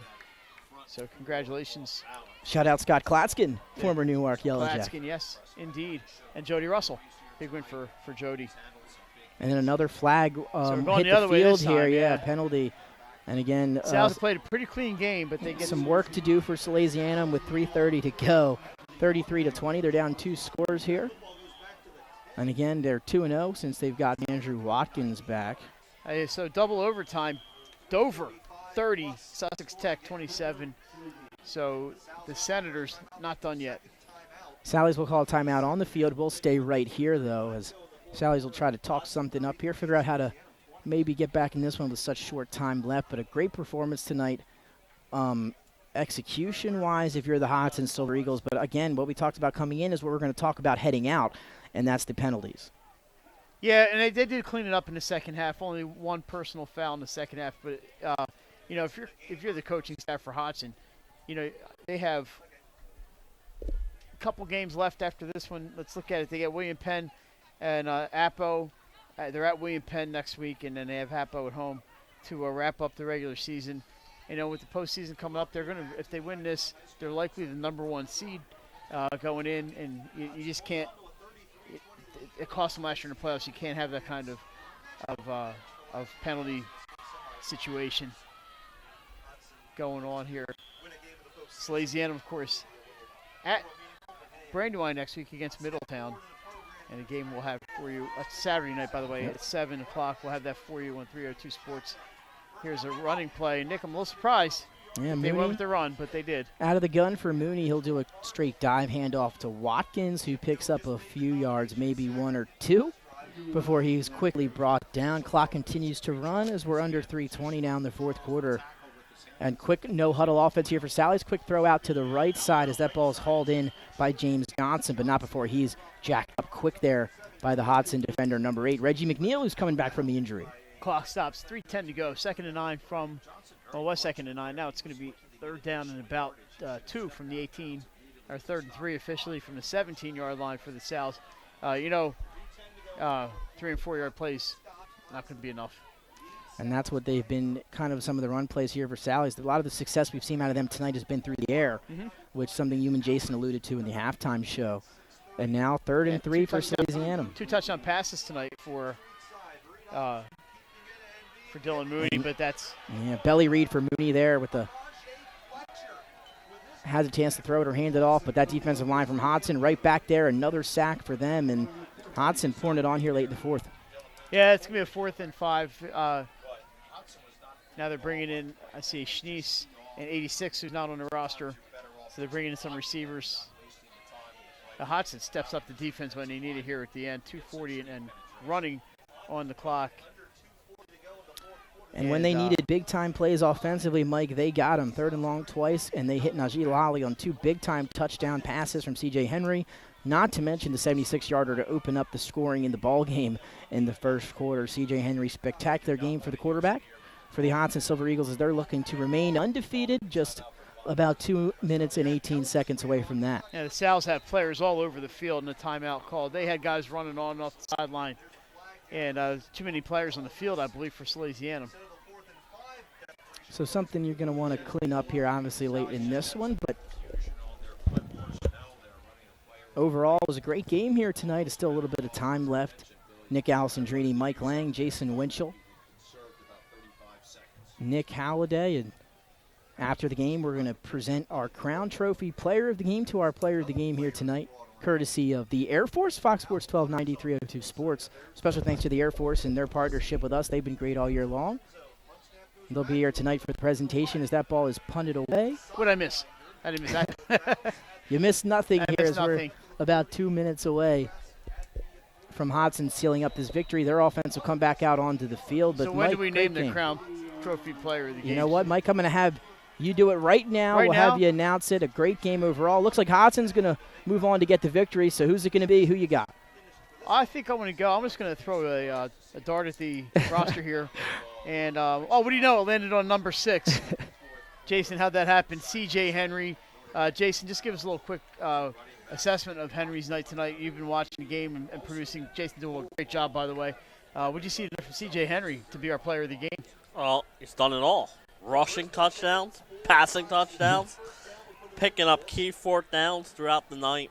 Just an excellent performance by the quarterback of Hodgson. I believe that's Josh Ames on the handoff. And they're going to try to run the picks clock up a big here. chunk of ground there. And Hodgson's going to move to 8-0 in the season. And the Silver Eagles just keep rolling, Nick. Yes, they do. And again, you said it, just a few weeks away from maybe locking up that #1 seed come tournament time. And something we actually didn't mention enough on this broadcast was how fresh that loss was in their minds from the playoffs last year. We talked about how many games they've won in the regular season dating back to last year, 17, I believe. That one loss in the playoffs coming to Salesianum, and maybe that was fresh in their minds come here tonight. And we talked about that Wednesday night on the show down in Dover, and obviously it was on their minds. And they haven't forgotten, and they played well tonight. Need to clean a few things up, but this offense just has such big play capability here. Obviously, they're just going to run it in the first down, and almost broke it for another touchdown, and that's going to take us down to 113 until they get the stick set. And it's about over here at AI DuPont High School. Yeah, another big Sal's time are going to run. fall to 5-3, by the way. And we mentioned they take on Middletown, so it doesn't get any easier for them next Saturday night. And Braden Davis and company, they're rolling as well right now. And then they'll wrap up the season against St. Mark's. We've been to a few of those games, haven't we? A few of Sally those St. games. Mark's, yeah. A few Sally St. Mark's games Sally in my St. Mark's lifetime. games. Yeah, I've been to a few. So again, look out for that one in a few weeks. But right now, at the game at hand, 50 seconds clock is ticking away, and it's looking more and more like a win for the Hodgson Silver Eagles here at AI DuPont High School. Yeah, Big matchup coming in. Again, we talked about it all week long, and it lived up to the expectations. Yeah, it was a good game. It was a lot of fun, a lot of big plays from both sides, passes, a lot of runs, obviously. But, when you're running for 70 yards, that's not a bad way to watch a game. And Hodgson just showed everybody, man, we are the number one team, and we deserve to be the number one team. And there, we mentioned 8-0, and the team shaking hands. It was a little chippy in the first half, but, a lot of respect between these two programs, and congratulations to the Silver Eagles on the win. I think I'm going to head out of here, right? You're going to head down? Yeah, Mike Lang, thank you very much. I welcome in Jason Winchell as well here. Mike going to go present our Crown Trophy Player of the Game to Mr. C.J. Henry. Jay, you talked about it. What a game that he had here today. He threw it, he ran it, he scored touchdowns. He came up when they needed him big on third down, on fourth down, he was there. Yeah, he was. He was the big play when Hodgson needed big plays, because in the first half, he had that big run to start the game, touchdown. And then after that, Sally's moved the ball, and Hodgson could not get anything going. And then he connected on a big touchdown pass, and then another touchdown, and before you know it, Hodgson had that comfortable lead going into the break. And really, same thing in the second half when Sally's got close. Henry made that big fourth down run, and got Hodgson back up by 15. Then again, Sally's cut it down to 7 again. And guess what? Throws a dart of a pass into the corner of the end zone to seal the win. Yeah, so we'll take our last break here. The postgame, when we come back, we'll wrap it up postgame here live from AI DuPont High School on 302 Sports, Fox Sports 1290, and iHeartRadio. Whether you're planning to buy a home in 3 months, 6 months, or even a year, let me walk you through the process from start to finish and get your questions answered. I'm a DHSA lender with down payment assistance programs or grant money. I can help those with less than perfect credit or those working on their credit. I'm also local and always have been. So call 302-563-5599 or visit bryans.loans.com when you are ready to get started on your road to homeownership. Whether you're planning to buy a home in 3 months, 6 months, or even a year, let me walk you through the process from start to finish and get your questions answered. I'm a DHSA lender with down payment assistance programs or grant money. I can help those with less than perfect credit or those working on their credit. I'm also local and always have been. So call 302-563-5599 or visit bryans.loans.com when you are ready to get started on your road to homeownership. Whether you're planning to buy a home in 3 months, 6 months, or even a year, let me walk you through the process from start to finish and get your questions answered. I'm a DHSA lender with down payment assistance programs or grant money. I can help those with less than perfect credit or those working on their credit. I'm also local and always have been. So call 302-563-5599 or visit bryans.loans.com when you are ready to get started on your road to homeownership. Whether you're planning to buy a home in 3 months, 6 months, or even a year, let me walk you through the process from start to finish and get your questions answered. I'm a DHSA lender with down payment assistance programs or grant money. I can help those with less than perfect credit or those working on their credit. I'm also local and always have been. So call 302-563-5599 or visit bryans.loans.com when you are ready to. And welcome live back inside Fox Sports 1290, 302 Sports. Nick Allison, Jr., Jason Winchell. Mike Lang just went down to present C.J. Henry, our player of the game, this Crown Trophy Player of the Game. And now just a quick little recap. A top 5 matchup here tonight from AI DuPont High School, Jason, and a 33-20 win for the undefeated number 1 ranked Hodgson Silver Eagles over the 5-2, now 5-3, 5th ranked Salesianum football team. Yeah, and it's a big win for Hodgson. We said it. They had a 10-0 regular season record last year. Had the first round bye in the playoffs. Salesianum came in and beat them at Hodgson on their home field in the semifinals. You knew Hodgson was going to come in here tonight and make a statement, and their quarterback did just that. C.J. Henry, on that first Hodgson possession, taking it 70-plus yards to the house. And then Hodgson just kept it on.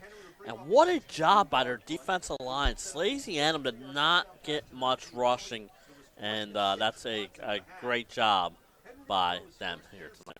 Absolutely, and Hodgson, they remain undefeated. Again, they'll be in action again next week, as well as Sally's, who we talked a little bit about here. They struggled here tonight. They have done, Mike said, it doesn't get much easier for them from here on out. Next week, they play a very talented Middletown team. Yeah, at Brandywine High School, Middletown comes to town. Salesianum now with 3 losses. They got Middletown next week and St. Mark's to wrap up the season. We were saying the other night that we think there's going to be, me, Benny, and Mike think there's going to be a 6-4 team in the division. But man, there might sneak a 5-5 team in there, just the way these top teams are beating up on each other. Yeah, absolutely. And to recap here tonight, C.J. Henry was our Crown Trophy player of the game. He opened up the scoring with, like you mentioned, Jay, a 76-yard touchdown run. He threw a couple touchdowns as well, 2 to Najee Lally. He ran in 2. And also hit Elijah Lewis on a bomb as well. So 5 total touchdowns for the quarterback for the Silver Eagles. And you'll see some pictures of him up on social media with that nice trophy he'll be holding after this ball game. But Hodgson, a big-time win for them. They remain undefeated, and they'll keep things going, looking for that number 1 seed. Sally's, again, they'll look to bounce back like you talked about, and playoffs just around the corner. Yeah, like we said, this is the 8th week. I mean, we got 2 more weeks left after this, and it's getting to that time. We mentioned earlier we're going to have a reveal show for volleyball. We will also have for football. Absolutely. So keep an eye on that coming up after the season. But, you know, we said it was a big game for both teams. I mean, Salesianum wanted to come in and, you know, take this because they already have 2 losses on their resume. Hodgson wanted revenge from last year, and just a statement win here for the Hodgson Silver Eagles. And like you said, they have unfinished business. They're looking longer in the line. They're looking to take it to the, you know, win the whole thing this year. Absolutely. So that'll do it for us here at AI DuPont High School. Nick Allison-Drini alongside Jason Winters, my color commentary, Mike Lang, Nick Holliday here on the camera as well. For everyone here at 302 Sports at Fox Sports 1290, Nick Cannella back in the studio as your producer in studio. And so that'll do it for us. We'll see you next week when we have another big-time matchup Saturday night, Middletown and Salesianum here on Fox Sports and 302 Sports. We'll